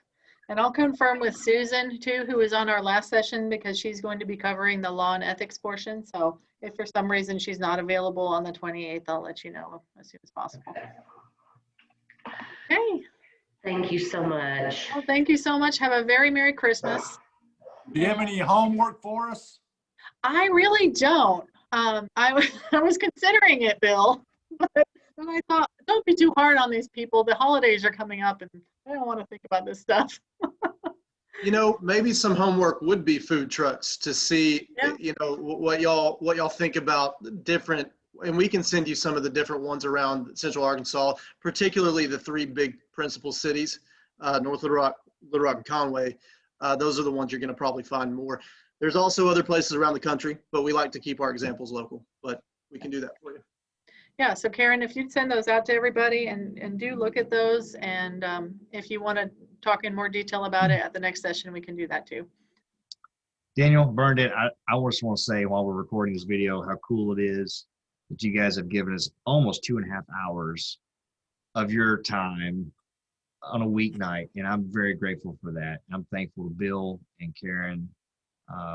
Sorry, Jeremy, you have to do it. You're just employed. So, but no, really, I'm thankful that you guys are digging us out of a lack of institutional knowledge on this whole process.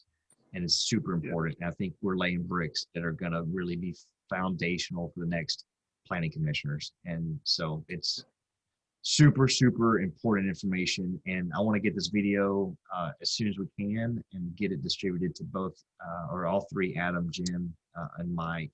And Karen, I need your help following up with those guys and making sure that they have they put some importance on sitting down and running through everything that Bernadette is. I know it's taken her, she didn't put this together last night. I mean, I know she put a lot of work into this, and Right. It shows, absolutely shows. Yeah. Well, thank you, Mayor, for inviting us. First and foremost, we're honored to be able to do it, and we're looking forward to many more discussions and ways to partner in the future. So All we'll right. have a very, very good evening, rest of your evening, and happy holidays, and we'll see you next year. Merry Christmas. That's supposed to be Thanks, you, Bill. You're Bernadette. supposed- All right. Thank you all. Merry Christmas. Have a good night. Bye-bye.